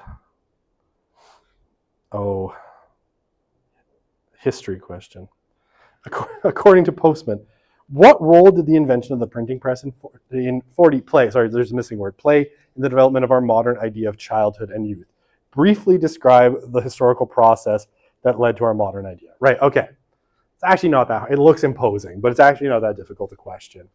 And again, this one would be split 5-5. I just didn't write it down. So, what does Postman think? How did the printing press change things? Well, fundamentally, he thinks it differentiated adults from children because there came to be all of this adult knowledge that came from print, and children had to be slowly worked into that, right? They had to be slowly educated to be able to comprehend all of those adult ideas and things.